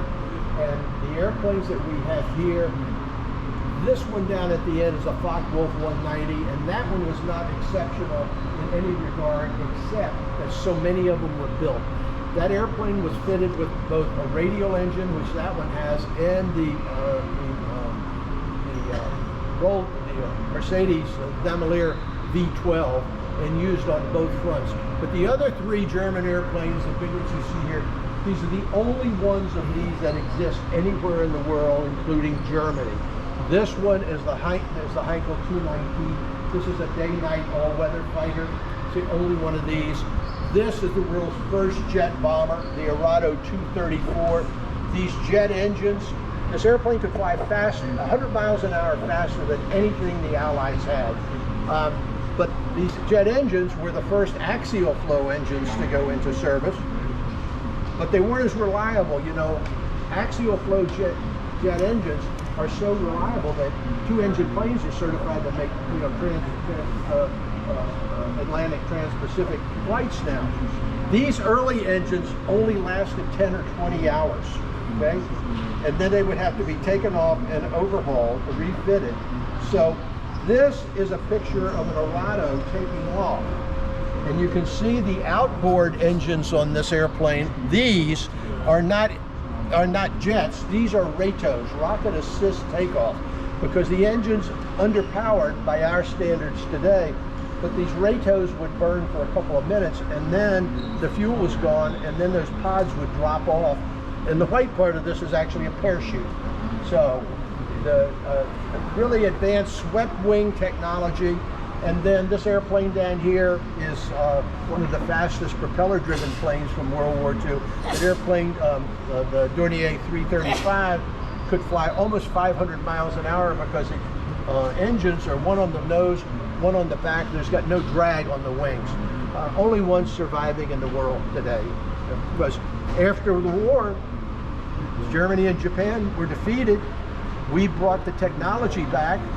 We assessed it.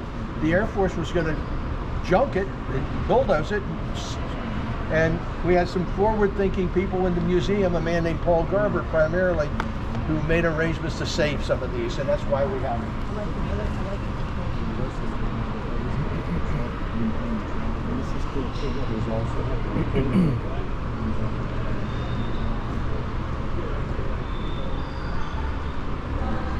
Do you not have a Stuka? You don't have a Stuka? Stuka dive bomber? No, we don't. We don't have a Stuka. I know we don't have one on display. I don't even think we own one. We have a ME-109. All right, yeah. Actually, if you want to go up to if you want to see the restoration hangar, the ME-109 is being cleaned up a little bit to go downtown. Nice, yeah. No, There's a German, the ME-163.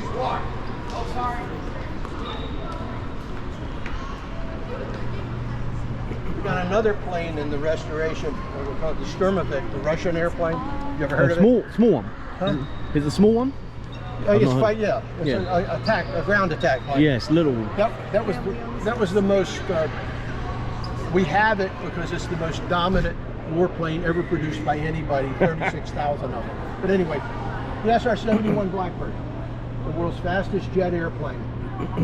It is a reconnaissance airplane. The word reconnaissance is a euphemism for spy plane. This airplane had no weapons on it. The plane as it sits here right now does not have any of the reconnaissance equipment on it. But if you look here, this panel here, you see it's a slightly different color.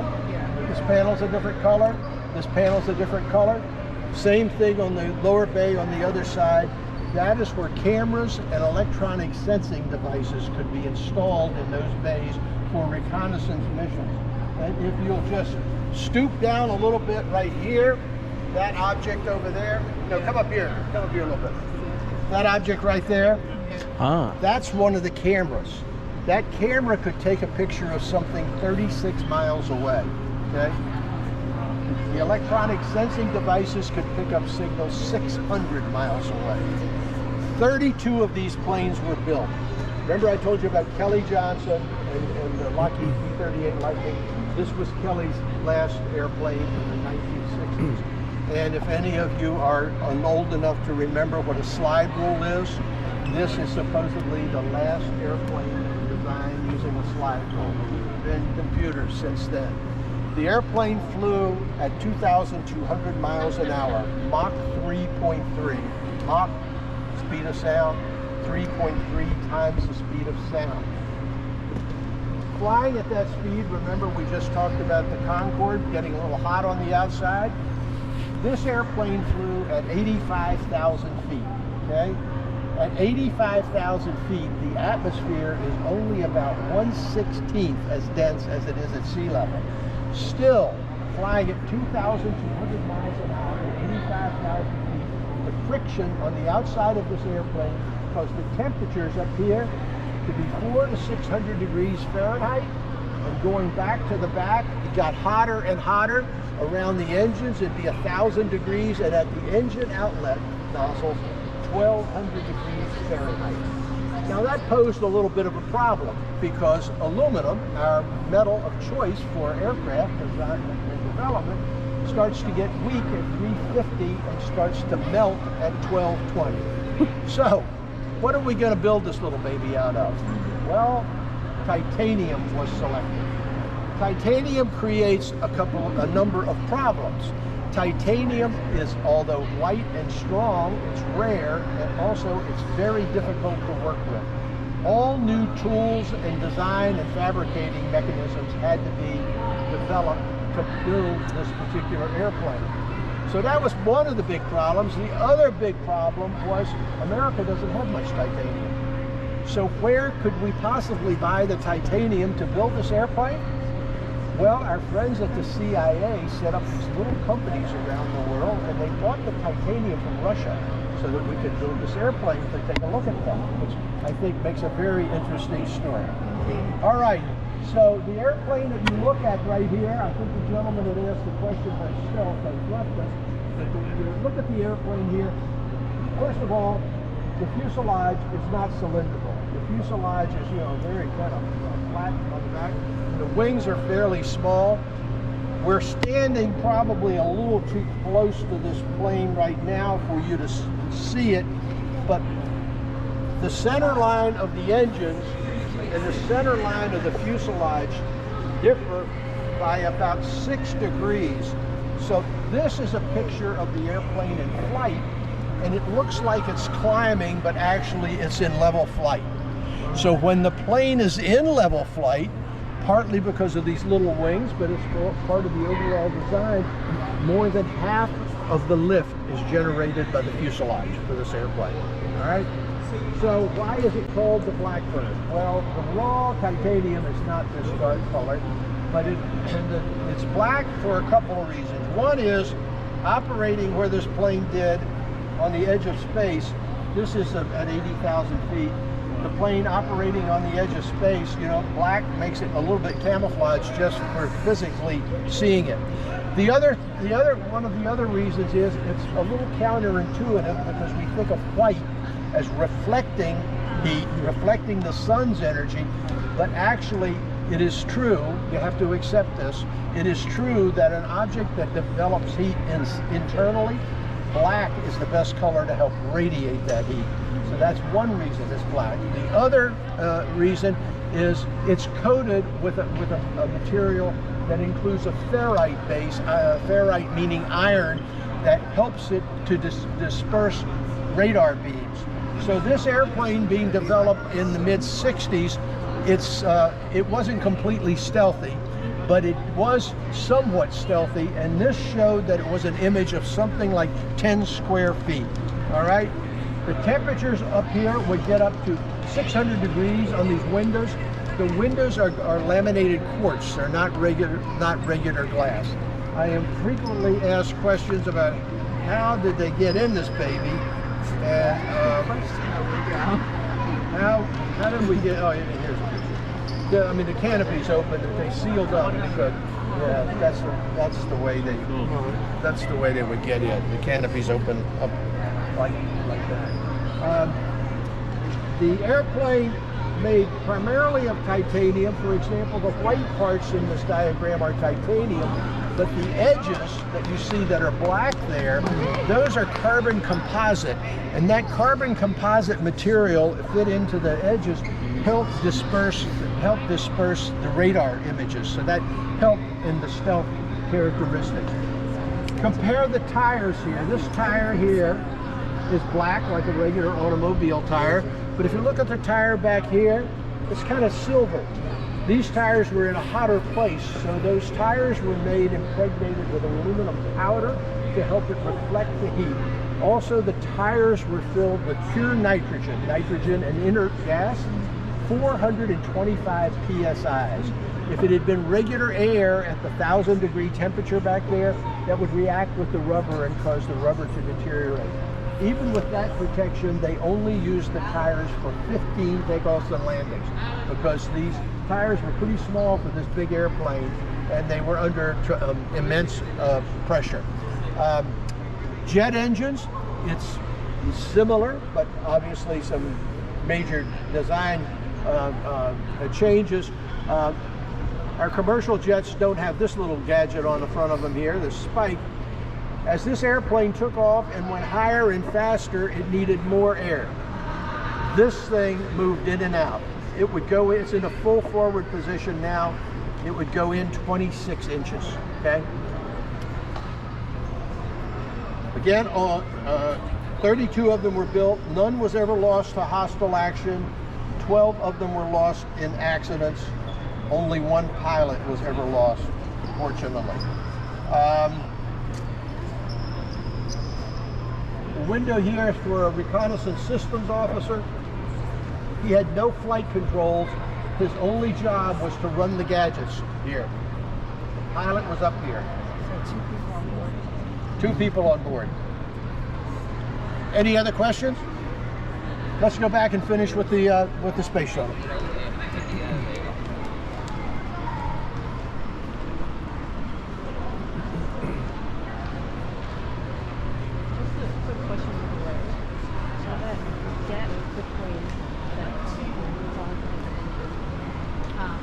That's to account for expansion.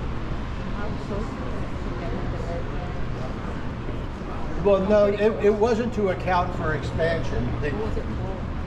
Well, that was just to allow the different volume of air. It also was effective in where the air went, because that was important to how the engine worked. But there are no expansion joints. Although expansion the fabric is 8 inches long, which would get hot.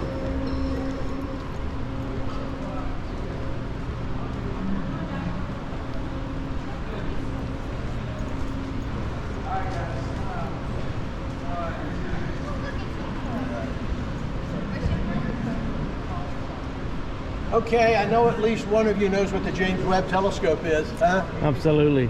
Look up here. Complicated. This is a full-size rendition of the mirrors in the James Webb Telescope.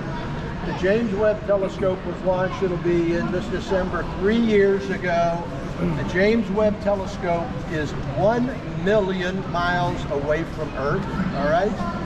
I followed this rather closely when they were preparing to launch this thing, and one of the public information notices that NASA put out was when they were getting ready to launch this thing, that there were 440 single points of failure in the mission. Well, if you don't already know, that meant that if any one of those 440 things had happened, it would have failed, okay? One of the astounding things to me is that each of these is a separate mirror.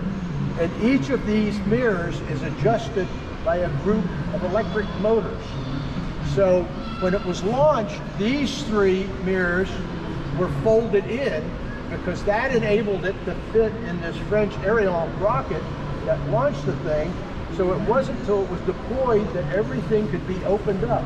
But then in order for it to work like a proper telescope, each of these mirrors had to be adjusted to make the perfect reflecting dish.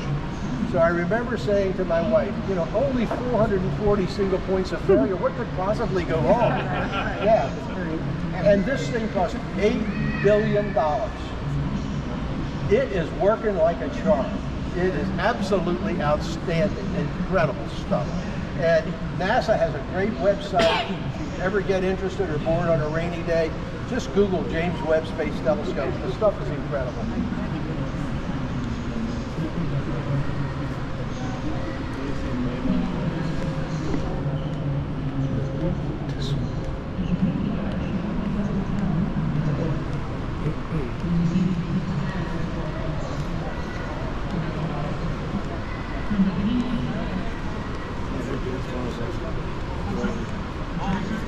Okay, I'm going to just pause here. I want to go to the side, basically. But I think most of you have probably heard about the tiles, the heat-resistant tiles on the shuttle. So I stopped here so I can point out these are the heat-resistant tiles. They're made of silica. They're not ceramic like the bathroom and kitchen tiles that we use. These heat-resistant tiles are made out of a silica that is made molten and then allowed to cool, and then they're cut into shapes to fit on the aluminum surface of the orbiter. And one of these tiles, for example, that really black one right there, those tiles probably only weigh about 4 or 5 ounces because they are 92% air. There's also a material that is what you call friable. If you have one in your hand, and they don't let us do it anymore because they're running out of samples, but if you have one in your hand and you press it, you can actually collapse it. It's so much air in there. But these are the tiles that were put on the majority of the orbiter to protect it from the heat of re-entry, which I'm going to tell you a little more about in a second. So let's move over here.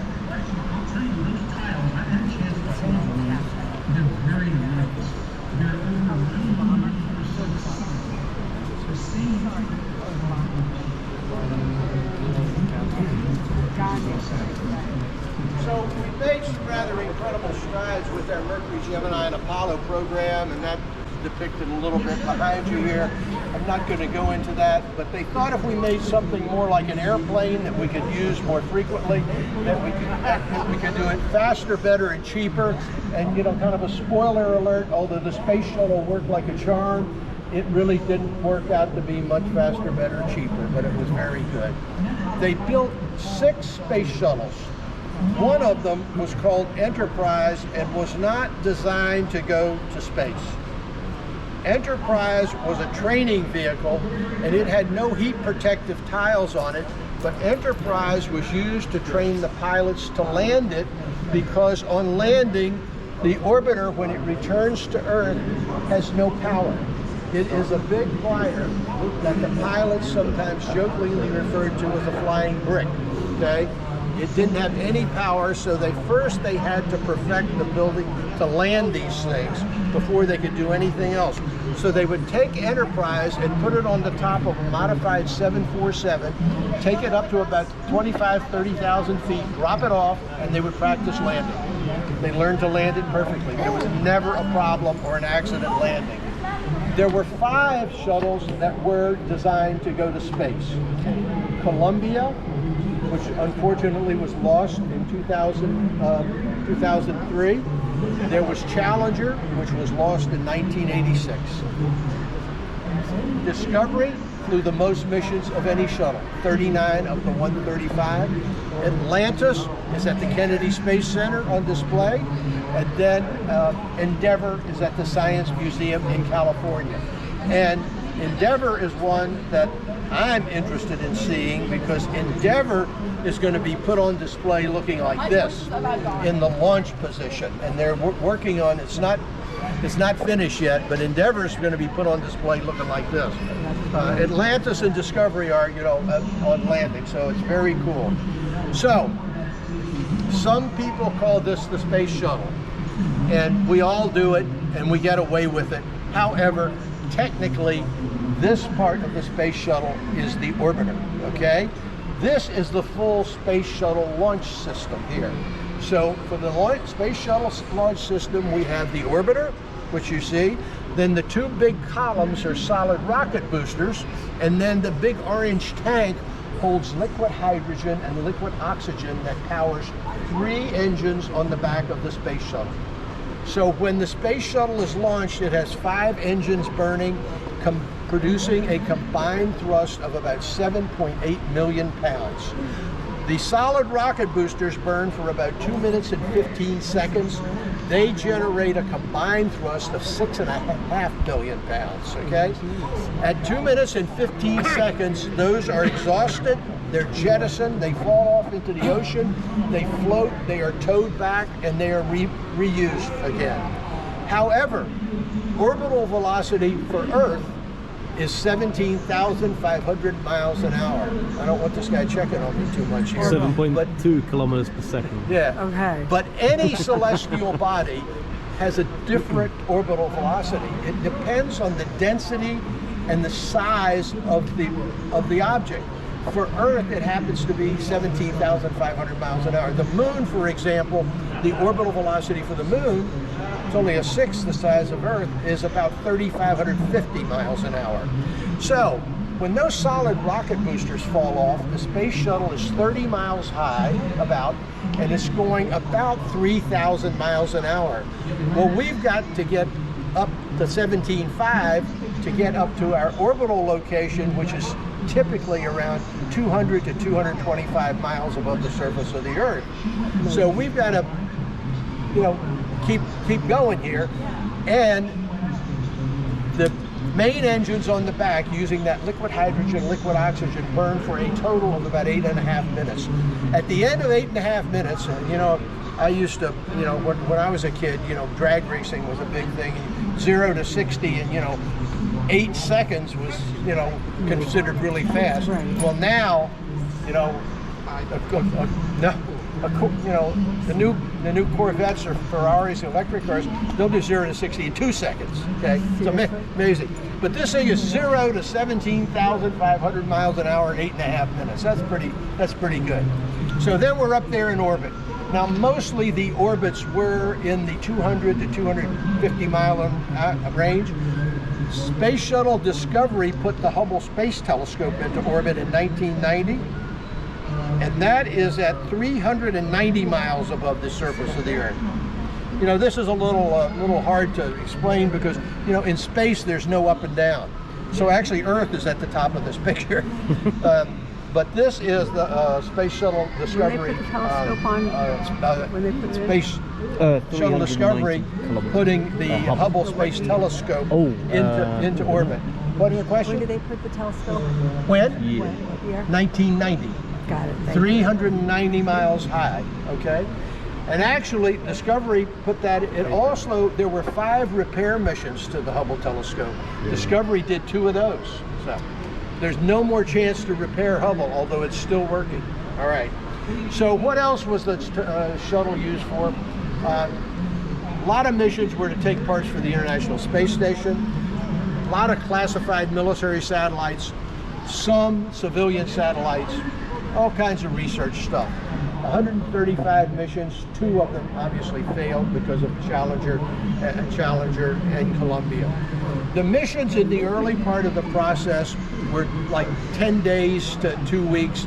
As the shuttle matured more, they would go like 2 weeks to 17 days. I think 17 days was the longest one. The crew was typically 7. Early on, it was a little different, but generally the crew was 7. The crew got in on the other side in the hatch, and I show this picture. The hatch is not open now, but this shows you the thickness of the hull, and the hatch on the other side is right in there. Now this looks like this would be a big and comfy operation for 7 people. However, let me point out, these things here are hinges. So the entire cargo bay of the shuttle is exposed by opening the doors in a clamshell fashion. That cargo bay is 15 feet in diameter by 60 feet long. So, you know, you've sucked up a lot of the space here. The 7 crew that were on this ship lived in a place right back here that was 12 by 12 by 6.5. Okay? Well, that was pretty good compared to the Mercury, Gemini, and Apollo mission. And one of the really quantum advances was this little device here, which is the toilet, because for the Mercury, Gemini, and Apollo missions, you know, the toilet was a plastic bag. All right, so I'm not going to go into too much explanation there because I know you all have good imaginations. Worse than camping. Worse than camping. Yeah. So this thing here, though, was really, it worked like a charm. It, of course, used no water. And actually, the astronauts did have to go do special training to learn how to use it. And some of those stories are rather funny, and I'm not going to go into them because not everybody might think they're funny. But in any event, if you see these handles here that look like they're nice, comfy things to hold on to, those handles are there because once you positioned yourself to do whatever you'd come to do, you put those handles over, and they were hydraulic, and they pressed down on the top of your thighs and really pressed you down. And because, you know, coming separate from the toilet was not something you wanted to do. So that was one of the huge advancements here. Anyway, they're up there. The missions took, again, 10 days to 17 days. They're up there going 17,000 miles an hour. When they get ready to come home, here's what has to happen. The commander has to turn the ship around so it's going backwards, and he uses these reaction control system nozzles, which are actually little rocket thrusters, and there are 44 of those holes all around the ship. 44 of those all around the ship, okay? So they get the ship going backwards, 17,500 miles an hour. Then they fire 2 rockets on the back of one on each pod up there, orbital maneuvering system rockets, and that slows it down and it starts to fall out of orbit. The commander then turns it around again using this system and puts it in a 40-degree nose-up position. And if you look at the burn marks here, right, 40-degree nose-up, that's how it hits Earth's atmosphere. And when it hits Earth's atmosphere going 17,500 miles an hour, the temperatures on the outside of the ship get up to 3,000 degrees Fahrenheit. So how is that heat managed? The very nose here, this dark gray material, and the dark gray material on the leading edge of the wings is called reinforced carbon-carbon. That protects to 3,000 degrees. It's great stuff. Why don't we use it on the whole ship? It's heavy, okay? Weight is a real enemy of any space mission. So they look for the other stuff. They look then at the silica, which I told you briefly about here. The silica is sand, basically, that's superheated, allowed to cool 92% air. Now, the silica that comes out of that process first is like these white tiles up here. However, those white tiles protect to about 1,300 degrees Fahrenheit. The rest of the ship, where you see the dark parts, gets up to 2,300 degrees. So we take the white tiles and we coat them with some substances that I can't pronounce, but that include a lot of boron, the element boron, and that boosts the protection of those to 2,300 degrees. The rest of the ship is covered with Nomex and silica blankets. Call them blankets because they are somewhat flexible, hardly a real blanket though. Protects to 900 degrees.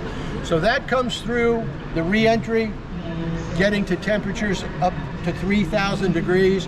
It then levels out after it cools down. The lower it gets, then the pilot puts it more into an airplane landing position. Now, when we land an aircraft, we land at about 3 or 4 degrees, like this, okay? This thing has no power. 20 degrees nose down, it's falling at 10,000 feet a minute, okay? the pilots always did a great job. They always preferred to land at Kennedy Space Center because that's where they refurbished them to go again. But more than half were landed at Kennedy. The others were landed at Edwards Air Force Base, which is the big desert runway out there. And Kennedy is a 3-mile runway. Edwards Air Force Base is a joke and say it's infinity because they're out in the middle of the desert. But this is a picture of landing at Edwards, and as soon as the main gear touched, they pop the big drag chute. That helps it slow down. At Kennedy, they always stopped in about 1.5 miles, and at Edwards, they didn't need to rush the stopping. So that's how the space shuttle went up. What it did, came back. We had Enterprise here for quite a while. In 2012, the shuttle missions ended in 2011.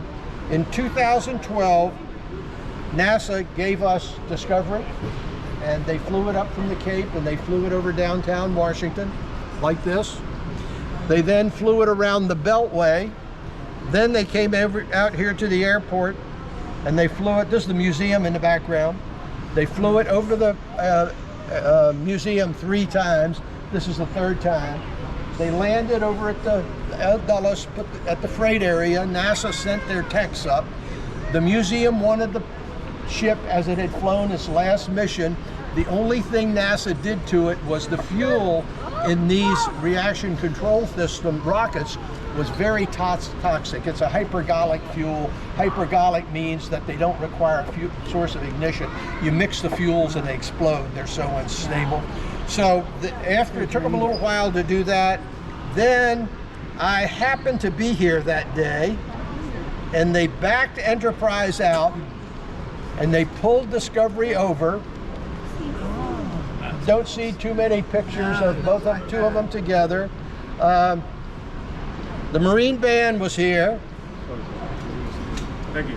The Marine Band was here, and then when all of that festivity was over, this building was purpose-built for a shuttle. This building was built in 2003.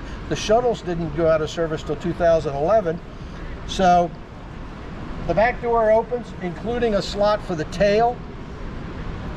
You can see it out on the tarmac here. That's amazing. Next shot is pulling it in with the tug. Wow. And now what you see is what you get. That's amazing. We saw That's the, hey? We saw this launch in 2006. So they have You 5. saw what? 5 engines. 5 engines. Oh yeah, I never For saw one of them For launch, Really yes, cool. yeah. Launch. So that's two the white end of your hour and a rockets, half tour. and then I'm 3 at sorry. the back. I'm sorry for all of that. I will remind you, if anybody wants to go up and see the restoration hangar, I'm happy to walk up with you and we'll talk a little more. But if you understand, if your ears are tired, I understand. So I thank you all for coming You were in. terrific. Does anybody Thank want to you. see the restoration? Yeah.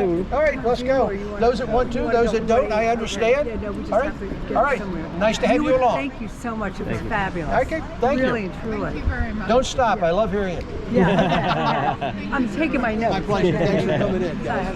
Can I ask you something? Yeah. I didn't want to keep on interrupting class. We're gonna but I walk did. this way. What is Hubble? What is Hubble? Why is it called Hubble. Hubble? What does that mean? It's named after someone Hubble. Got it. For a Yeah. scientist. Exactly. Yeah. Yeah. Thank you. No Thank worries. you.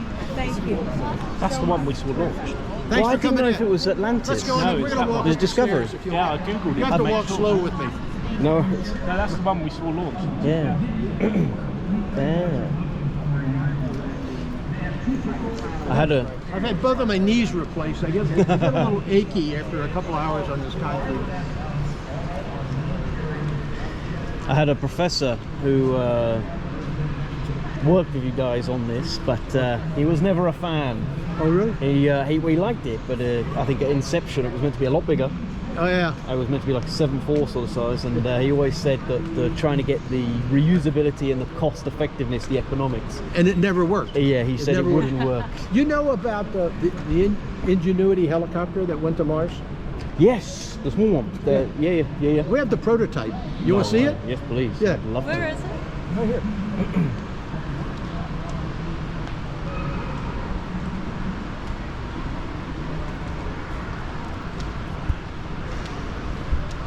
You know the story of the spiders that went to space?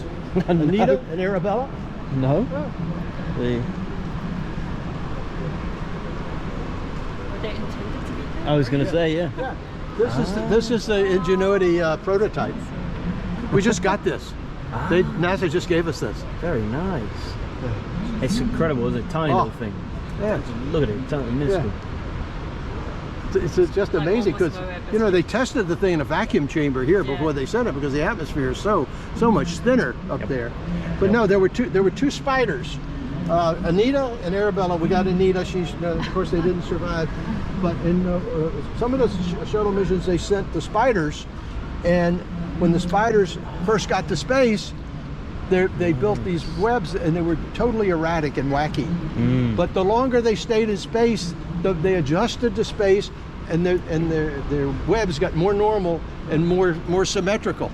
So this is some of the stuff from Anita and Arabella. Really kind of cool. Yes, I have heard of that. You're right. Yeah. Yeah. I mean, this is great stuff here.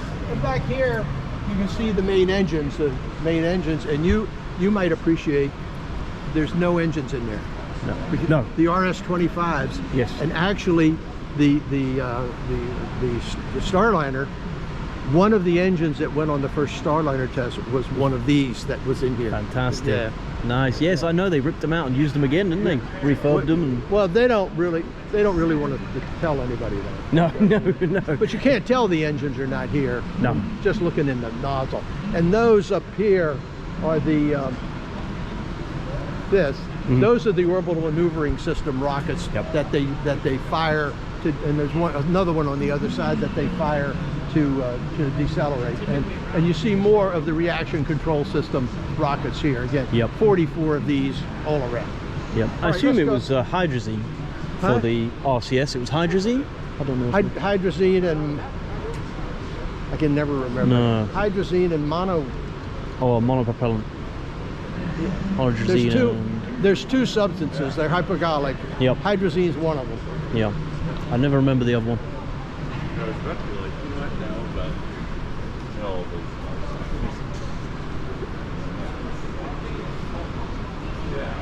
Do you know why the blankets, they've got the group on them?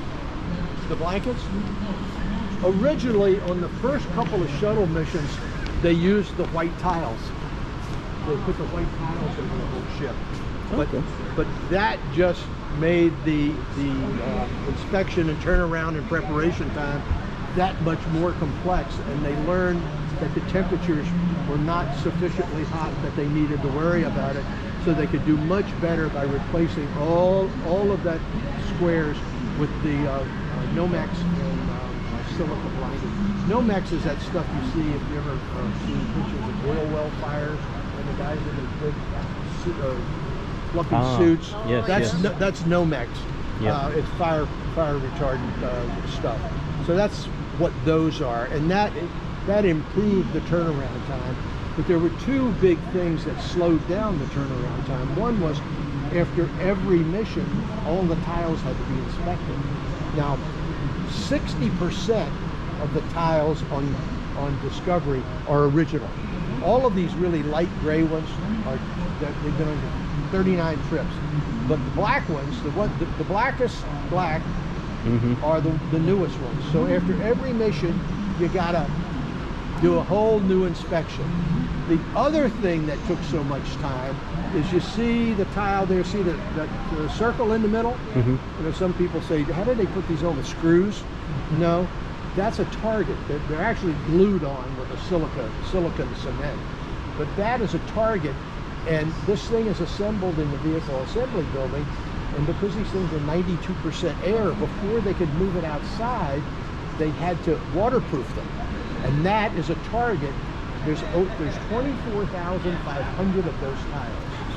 They were waterproofed manually by a crew using a device like a caulk gun. Yeah. And they had to wear hazmat suits because it was really a toxic substance. Yep. And then it had to be done on every trip because the heat of re-entry boiled off all of the waterproofing. Is that a Canadarm as well? Yep. Yeah, you got a Canadarm. Nice. Canadarm, called the Canadarm because it's made in Canada. Yeah. It's basically a replica of a human arm with the shoulder being there, the elbow, the wrist, and the hand down here. Run by electric motors. the motors are not powerful enough to move it in Earth gravity. It can only be used in weightlessness. So it was made, and it was mounted in the cargo bay. It was also used for repair missions, and there is a foot clamp, a foot fixture on display over there that they put on the end of the Canada arm, clamp the astronauts' feet in there so that they could do repair missions in various places. You see that in the film Gravity. Yep. Yeah. Yeah. We're going up. I'm going slow. Yeah, no worries. I might have to vacate soon. Do you know how far the mining is from How far it is? It's back. It's back by the entrance. Oh, okay. All the way back by the entrance to Oxford. Why, do you have a movie? Yeah. You have a ticket? 120? Yeah. 10 minutes. You probably should go. I think so. Yeah, I mean, I'm not trying to get rid of you. You probably should go. We can get another one in? Yeah. I think that was the next one, but it wasn't one you wanted, was it? No, 3 o'clock. 3 o'clock. And so these are the reinforced carbon. That's the one that broke, wasn't it? On the Challenger, I think, wasn't it? That got hit by No. Challenger wasn't. I have a picture. I'll show you when I get up here. The reinforced carbon was Columbia. Oh, it's Columbia. Sorry, Challenger was the was, O-ring.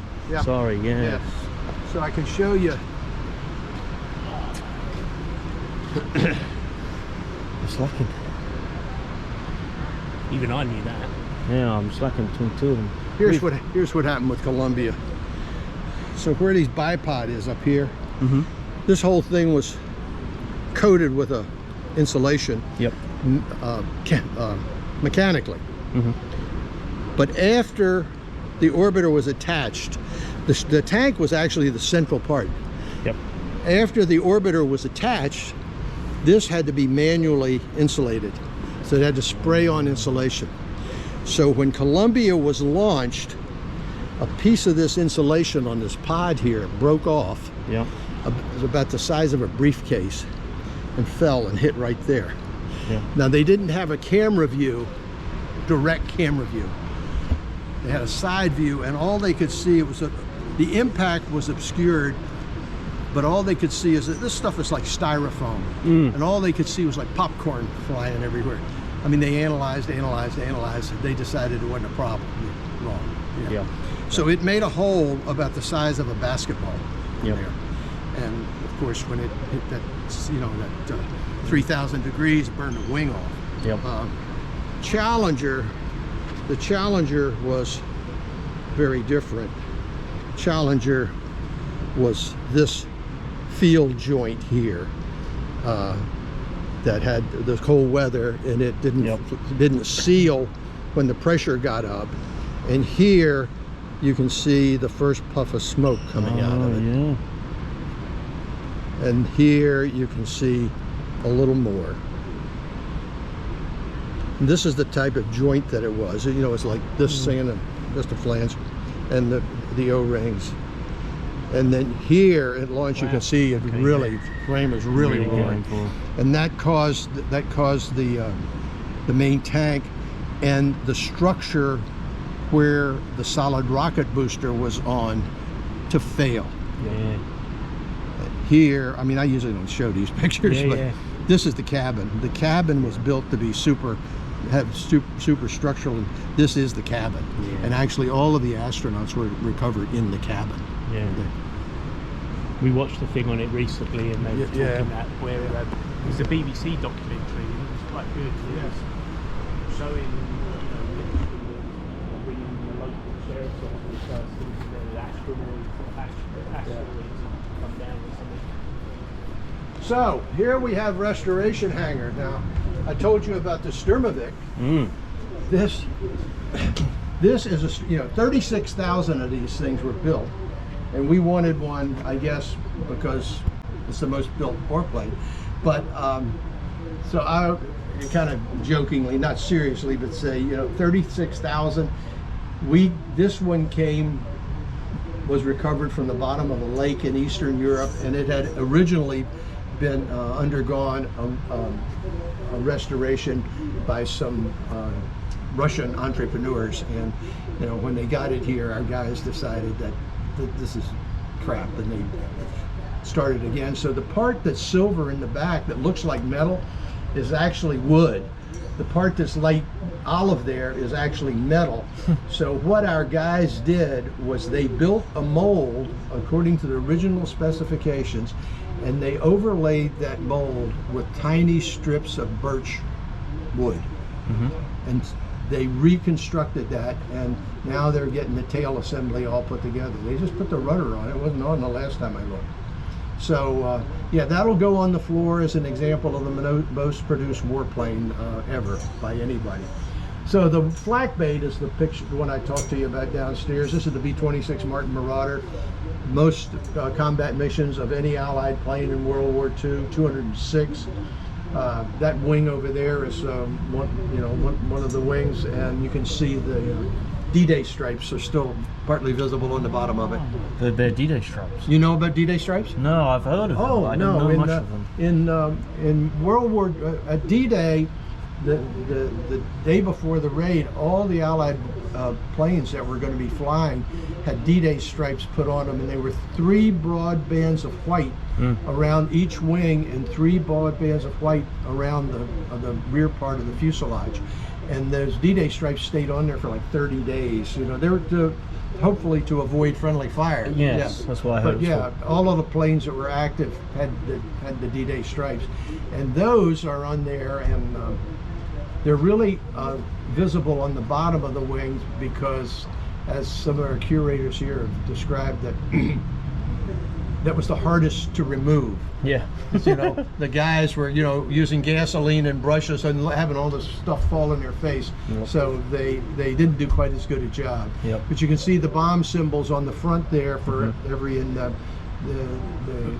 Americans were doing the daylight raids and the Brits were doing the nighttime raids. And this one did 1 nighttime raid. So you can see 1 black bomb there in the midst of all of that.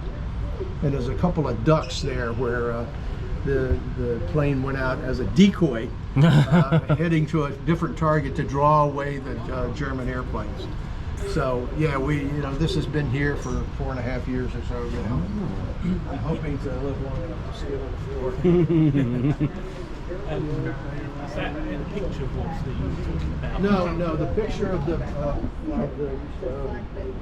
and the airplane really lived up to its name over its career between 1943 and 1945, in which it accumulated over thousands of photos. I'll describe it to you a little better. I'll try to describe it to you a little better. Well, maybe I can do that now, because after we looked at it here, I'm going to send you guys to look in the cockpit of the B-29, because you're going to be really close to it, and you can look right in the cockpit. It's really worth it to do it while you're up here. So, we can't actually. If you walk in front of the SR-71 and keep going straight, there are signs that lead you to the tower. Yeah. So you go straight till you can't go anymore, and you turn left. And the elevator for the tower is on the right, but on the left side of that corridor are a number of airplanes pictures that are drawn that are significant from World War II, and one of them is the flight of the Lightnings. And it's about midway in that corridor on the left. It's really cool to see, and the pilots have signed it, the surviving pilots signed it. Let's go back this way. I want you to go to the other end. I don't know exactly what's down there, because they're starting to move planes in and out to do the museum downtown. Half of the museum downtown is open, and they're getting ready to they're filling up the galleries now, even though they won't be open for probably another 6 months or so. So we don't always know what's going to be here. This airplane as a survivor really stands out, where only aircraft, they were heated up so much in terms of combat. This one is a true survivor, and it's just by the irony of history of being So you're both living in UK now? Yeah, we live, funny enough, just 15 miles from Heathrow. So I used to work around Heathrow, so I used to see the Concorde come every day. We used to fly here too. Actually, when I took my flying lessons out here back in the 70s, I was landing on one of these you know, we have parallel runways here, and then I was landing on one, and Concorde was landing on the other one, of course, about a mile away, and I was, you know, I was a student pilot. I didn't get to watch very much, but it was so cool. I used to, Okay, so.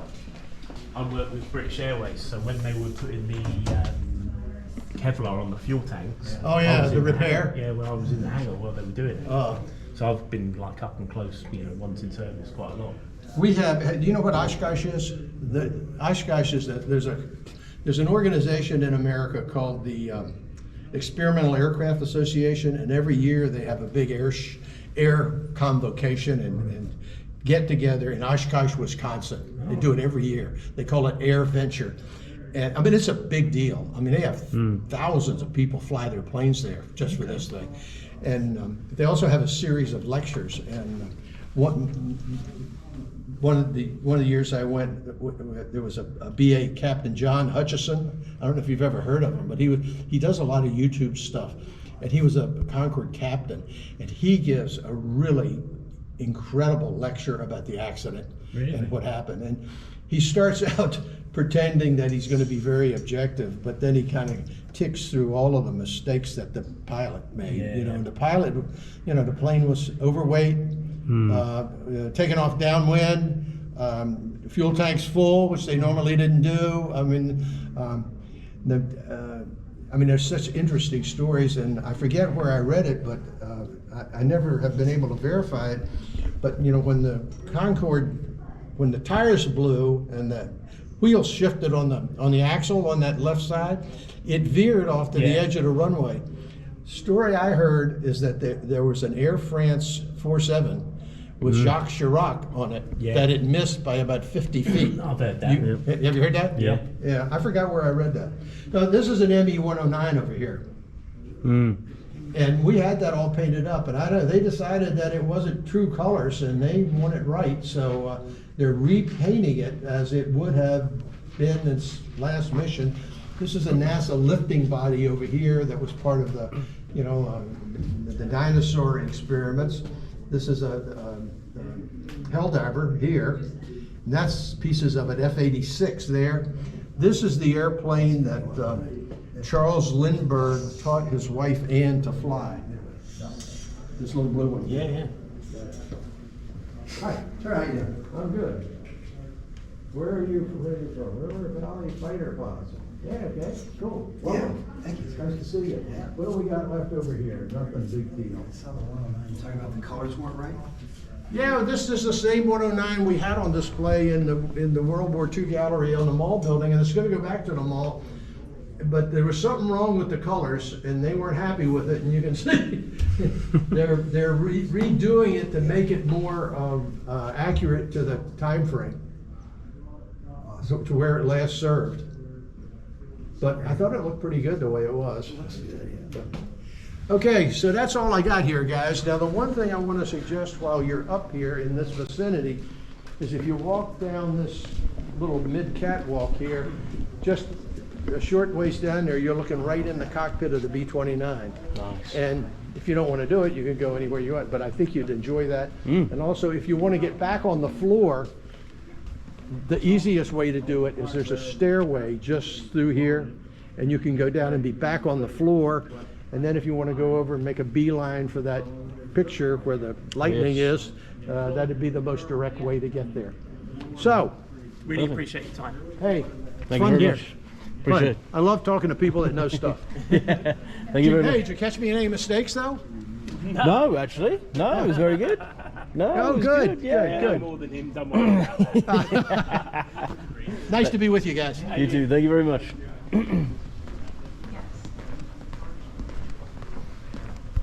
That was 2 hours.